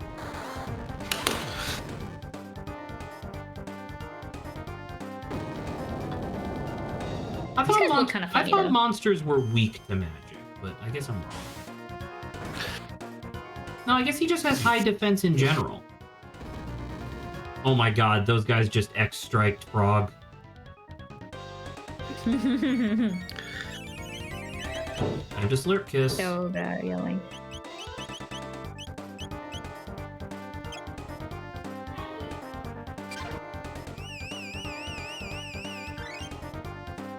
Imagine like her kiss is actually like a physical thing, Like a and physical so he with object. his tongue, yeah, and he with his tongue sticks it to his tongue, and then just starts whacking everybody with it, and that's how it Like a heals. flail. That would actually be kind of funny. Adrian, did you see that post that said, man, it really pisses me off that like medieval Europe never decided to give these things a name other than flail? And it was like a diagram of like 30 different medieval weapons that were all called flail, despite all of them looking so impossibly different from each other. Yeah, I mean, let's say the original flails had heads as long as the handles, and were two handed with like thrashing. And it's just kind of, So- I don't know. I do kind of agree with the basic sentiment of that, though. Of like, are these really all called flails? Because that's kind of bullshit. I never really thought you can about call it a bunch of before. things swords. They just never pick Right, the but they same do pair to have be like, other well, this is names. let's say like farming sword, small sword, rapier, but then flail is just flail. Flail is flail, Mr. Incredible meme. Pointing at table. God,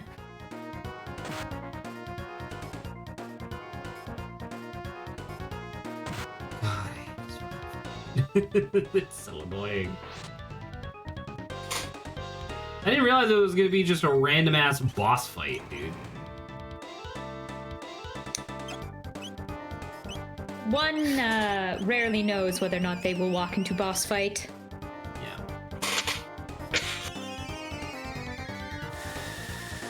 Hopefully you can beat them soon. I would love to beat them soon. I would love to be done with stream, but I don't know. But yeah.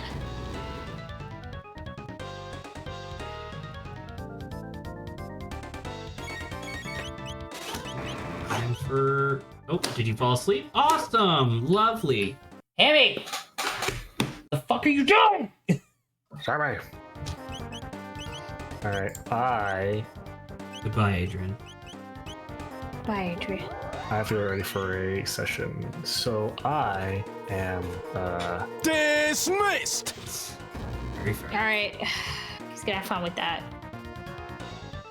Dude, How did this little I've twerp of a dealt- guy get his hands on like 2 monsters that he I can just... have dealt fucking almost 1,000 damage.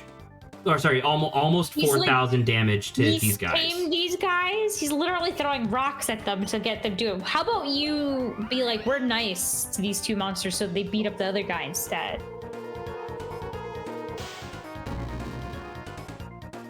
Come on, man, you gotta die soon.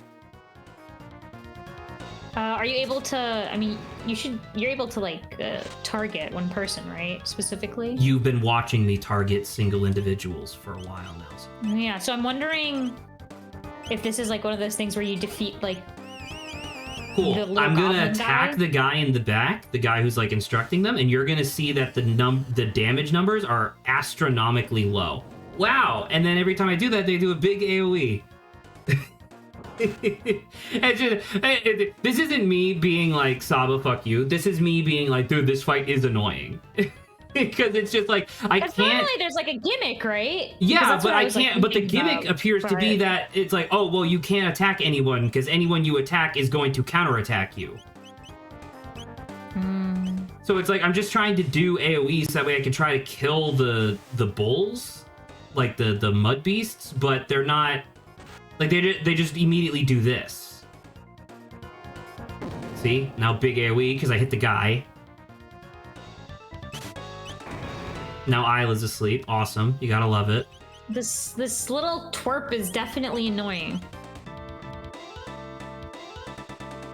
Oh, Frog has a party-wide heal now? I didn't remember that. That's convenient. Isla just goes right back to sleep. Thank you, Isla. She gets up to like dance and then she's like, ah.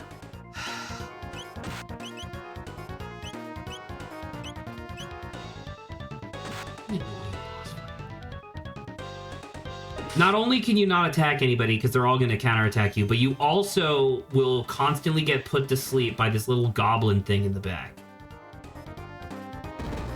See? Yeah, well, the reason why I was also like targeting him, right, was that these guys don't appear to be dying, even though you've dealt like humongous amounts of damage. I think he keeps healing them, but I don't think he heals them to full. I think these guys, I think the mud beasts just have like more health than a normal mud beast. But at the same time, like there's nothing else I can do. Like I have to just keep hitting. Like if I hit him, they do a big AoE. If I hit the bulls do singular like counter attacks. See? Maybe I just want to look this. I'm gonna look this up real fast. It's just he has like so much fucking health for a mud imp that only takes like tiny bits of damage.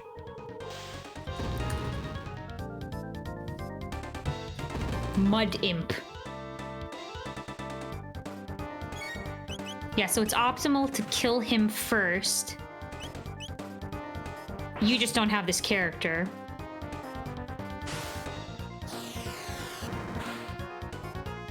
Well, it just as well, he does have high defense. It doesn't take long to get him with magic attacks. So, I mean... Okay. I will change to magic attacks.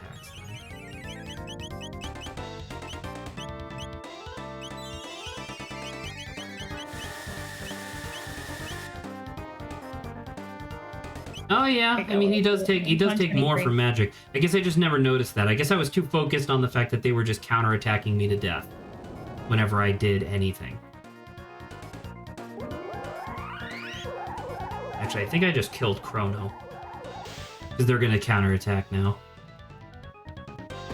Oh, gonna do an AoE? Well, now I'm probably gonna do an AoE. Yeah, awesome. 2 of them dead. When's the last time I saved? I saved right outside this room, actually, so it could just be when we come back next week. Oh, it's really good. Hey, yeah, I'm just gonna call it. I think we're done. Okay.